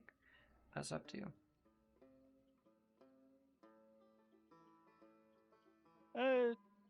Now seems as good a time as any. Yeah. We're in the phase of what the heck should we do now? Yeah, give you a few days to think about it. For those watching, we will be streaming Tuesday night. Let's see what the date is. The 8th, April 8th at 6 p.m. Pacific Standard Time. Usually closer to like 6:30 or so, but we'll likely be back at that time to pick up on this story as is. The party was ambushed by. It seems like the people that they fought before was perhaps a warm up or a way to make them feel potentially overconfident in their ability to defend from the cultists' hunter of some sort that the Road One was talking about. Now, the Colt was not aware of the hatch and this safe area underneath Turtle's cabin. In fact, nobody really knows where the turtles make their boats, but you few people have been fortunate to discover this. He kept it a secret, almost dying for that secret as per his oath from his family. If anything, you could consider Turtle either crazy devoted to leading you astray or just a good guy and very trustworthy, even facing his own death.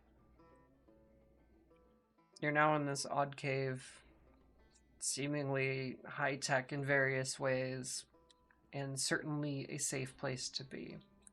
We'll pick it up again on Tuesday. For anyone else that would like to join in on the game, do hit me up. We have open spots. Otherwise, we'll just be going with a skeleton crew for now. Thank you for watching, and thank you for playing. This has been Zotian Epoch, episode 33. Take care, and have a good weekend. Best weekend you can.